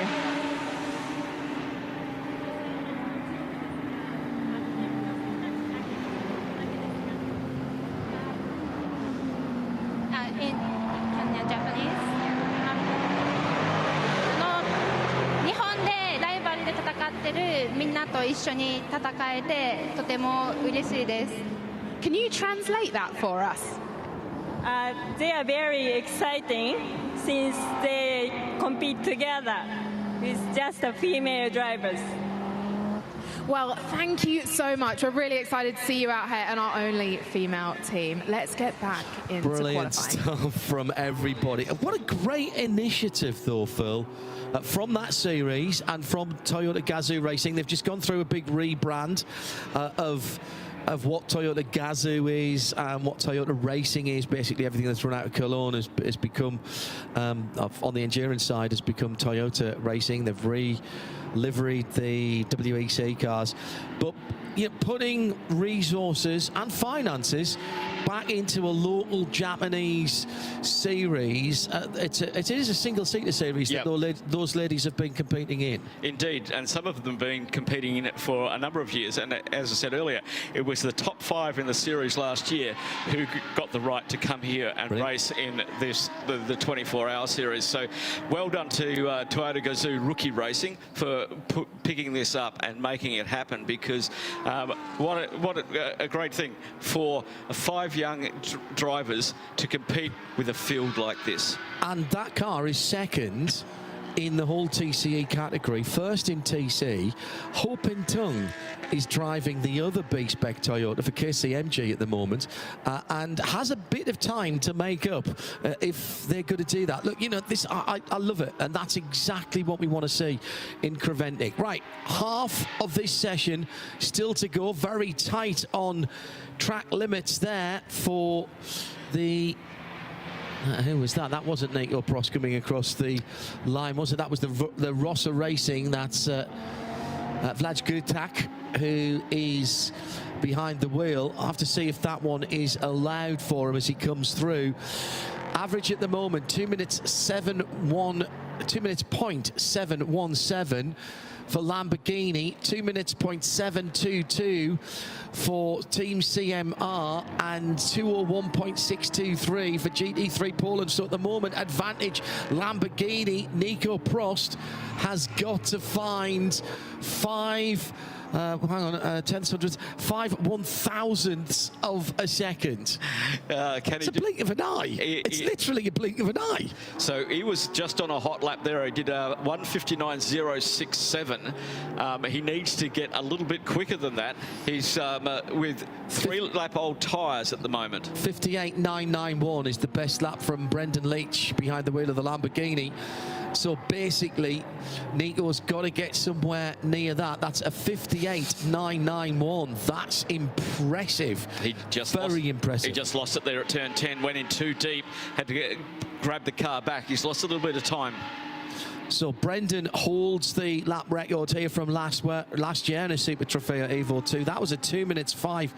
2 minutes 0.5. That was obviously in race conditions, but my goodness me, Brendan is doing it again. He's throwing overhand here, and he's pulled out the fastest sector that we've seen, and a 46.488. And that was half a second quicker after that mistake from Nico Prost. So the 710 Leipert Motorsport Lamborghini coming to the end. Is he going to improve? He does improve. 58.8, and that's the average now down to a 2 minutes 0.6. So almost a 1/10 of a second now. Is there more time? No, Nico Prost has pitted. He's just done. He's one out, one fast, one in, and he's not improved on the 1:59.0. So 0.2 of a second swing there in this final sector. So it will not be back-to-back pole positions for the Ginetta. Well, the 710 is the defending champion from last year of this race. Leipert Motorsport won the GTX class last year at the 20th anniversary, and they're back to defend that title this weekend. Well, that's starting off very well indeed, given that the second and now the third car, the Rossa Racing, has also pitted. They've got 4 minutes left. There's 4 minutes left. Are they just looking after their tyres for the race? Must be. That's what I'm thinking. Or is it fuel? Well, Brendan has done 10 laps on his tyres. So he's just enjoying it. Gustav Wisniewski, he's done 16. That must be... No, that can't be right. That can't be right unless they didn't change tyres, which is a penalty. You must use a different set of tyres for each session, as it says in the regulations. And we had 2 cars fall foul of that in Abu Dhabi. Yeah, it's a good point. Reece Lloyd has brought in the Circuit Toys Toyota. And Reece, third time of asking here for him. Driving for the Toyota for the first time, experienced it earlier this week in some of the track days that were organised specifically for the drivers coming across for this race. So that means that Czerny Motorsport are ahead of SRS Team Zorg Rennsport and then the Toyota of Circuit Toys in the GT4 category. SRS Team Rennsport and their Porsche, the older version of the Porsche Cayman, leading the TCX category at the moment. Ivan Elkchik, last driver in that car, ahead of Rio Shimono for TGRR, leading TC. So that is the leading TC. Now Phil's keeping an eye on the penalty screens. We've already had some coming through for the GT3s that I'm going to leave to the crew who will be talking about the shootout at the moment, but some significant changes there. What I can't tell you is whether it affected the top 10, because frankly, that was 3 and a bit hours ago. And at my age, I can't remember what I did 3.5 minutes ago. I can't remember why I've walked into a room most of the time, unless somebody hands me a headset and says, sit down. It does affect the 4th place car. Right, okay. I'll leave that at that. We'll leave that to the build-up for the guys in the top 10 shootout, which comes up at just about 5:10 local time. So that's 17 minutes from now. Most of the top cars have pitted. Leipert at the moment looking pretty. I can't see anybody else dragging a time. GT3 Poland still out there. 2:01.1 last time around was the best time for that car, but can't back it up this time around. They're celebrating, and that is a stunning lap from Brendan Leach. A stunning couple of laps, actually. He was into the 58 twice there to get that car onto pole position by just under a second just under a 1/10 of a second on the average. 2:03.1 against 2:03.5, 2 minutes flat against 1:59.5, 1:58 against 1:59 flat, 1:58.8 against 1:59 flat, the 3 times. Wow. Impressive. Very impressive indeed. Still got 56 seconds. Will there be a change in any of the other classes? Hoping Tung trying to improve for Casey MG. We'll watch him to the line whilst we hear how good he feels about pole position for Leipert Motorsport. A tight battle with Ginetta and Nico Prost in that last section of qualifying. Let's get down to Sarah Esser. Yes, I'm down here with Brendan Leach, currently provisional pole. I think there's only about 50 seconds left. Celebrations all around. How did it feel for you? Yeah, good. The Leipert guys have done an amazing job this weekend, and yeah, thanks to everybody for having me along to join the crew. So looking forward to the race tomorrow. It's a long one. I'm here to defend our win from last year, so yeah, big 24 hours coming up. Defend your win, but you've also still got the wrap record in a Super Trofeo in race conditions. Do you think you can beat your own record? I don't know. I can't remember what it is, but I mean, I'll be trying for sure. Yeah, Leipert have the best Super Trofeo team in the world, so I couldn't be with anyone better. It's coming in my ear now. It was a 2-minute 0.5. What do you think? Can beat that? Oh, I don't know. I'll be trying, that's for sure. I'll be hanging off the fence. So, no, a long 24-hour race, and most important thing is bringing the thing home in one piece and being as quick as we can while we do it. And Nico Prost was just a slither behind. Did you see that he came into the pits, and did you decide, that's it, I'm happy with the lap time I've got? No, actually, that was all I could do in the car today. Yeah, Jeanette is really quick as well, so I think it's going to be a fun race. I'm looking forward to having some battles. Yeah, the guys are all doing an amazing job this weekend. I think it's going to be very tight. Yeah, it's going to be cool. Well, congratulations. I'm pretty sure those 50 seconds are over now. So well done for putting it on top spot, and we're looking forward to seeing you out tomorrow. Rest well. Awesome. Thank you very much. Cheers.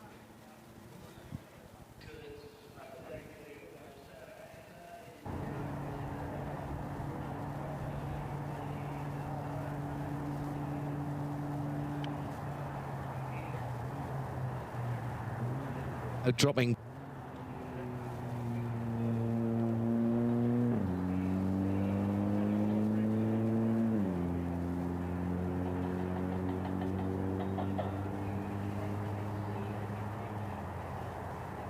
With GT3 Poland and Rosser racing in 3rd and 4th. Then the CMR Lamborghini ahead of the Vortex in 6th position. Best of the GT4's Cherny Motorsport in 7th position. Then the best of the TCE is the TCX Paul Sitter Team Zorg Rennsport. Then the rest of the GT4 field being the Porsche of Zorg Rennsport and Circuit Toys Toyota. And then the remainder of the TCE field with the TC Paul Sitter, the Toyota Gazoo Rookie Racing, the all-female Japanese team in 2nd overall in their category and leading their class ahead of Asbest Porsche, Asbest Cupra, KCMG Toyota, Seat from Asbest, that's the 101 car, and the Volkswagen. That's how they will line up. Well, Phil, I think we've got some good battles. It's good to see 16 cars spread through those 3 classes, but when we look back at what was going on in 992 as well, it's looking pretty good. A really good qualifying session for the combined TCE, GT4 and GTX classes.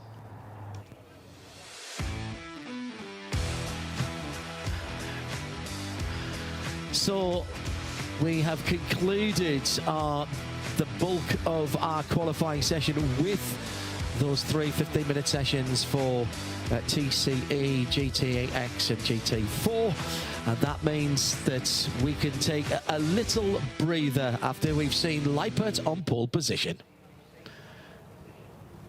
And congratulations to Leipert, particularly to Brendan Leach, who pulled it out in the last run, the last lap of his last run as well.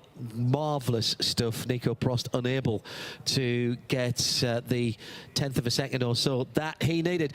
Now, we're going to take a short break. Those of you watching worldwide, we need to change the streams. Just 10 minutes or so, actually 15 minutes past the hour, I've just been told by Race Control. So make yourself your favourite beverage, settle yourself down, and for the first time ever, we'll come back to set pole position for the Michelin 24 Hours of Dubai in a single lap shootout for the top 10 fastest cars in the GT3. Join us then. For now, bye-bye.